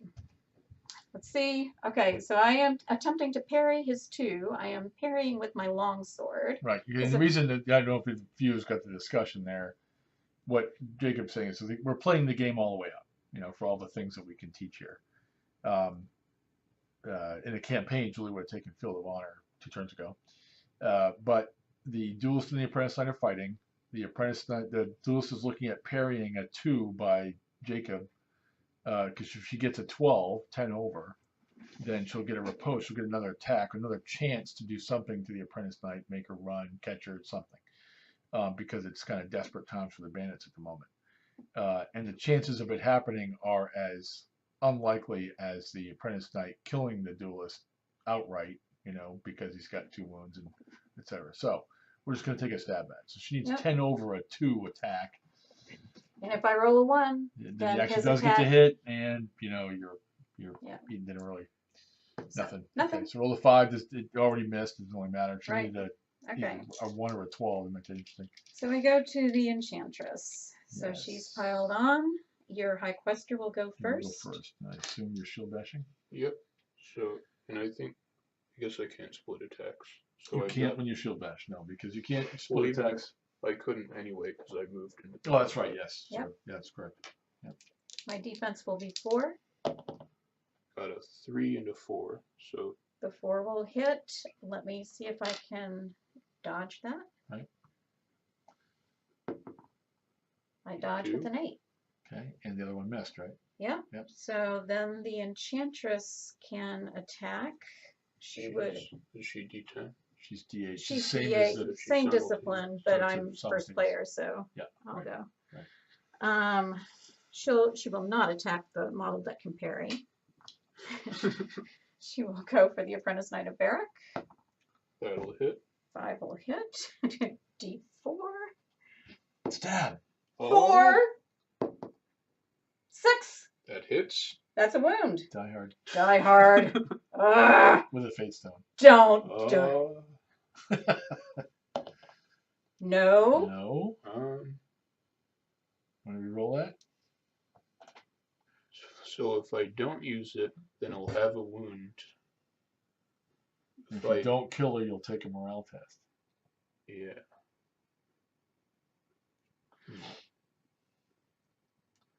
Which you'd have to both fail the matter.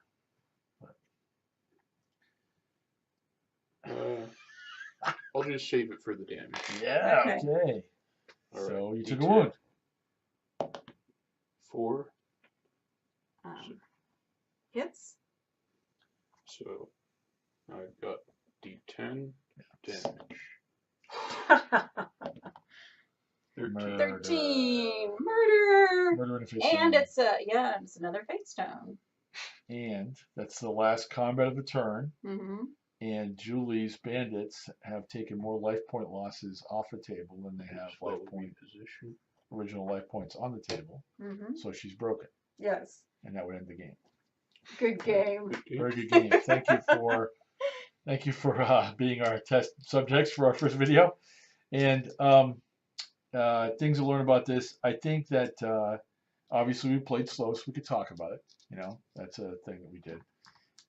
Warrior's Tomb, like Skirmish, is the two sort of meet in the middle scenarios.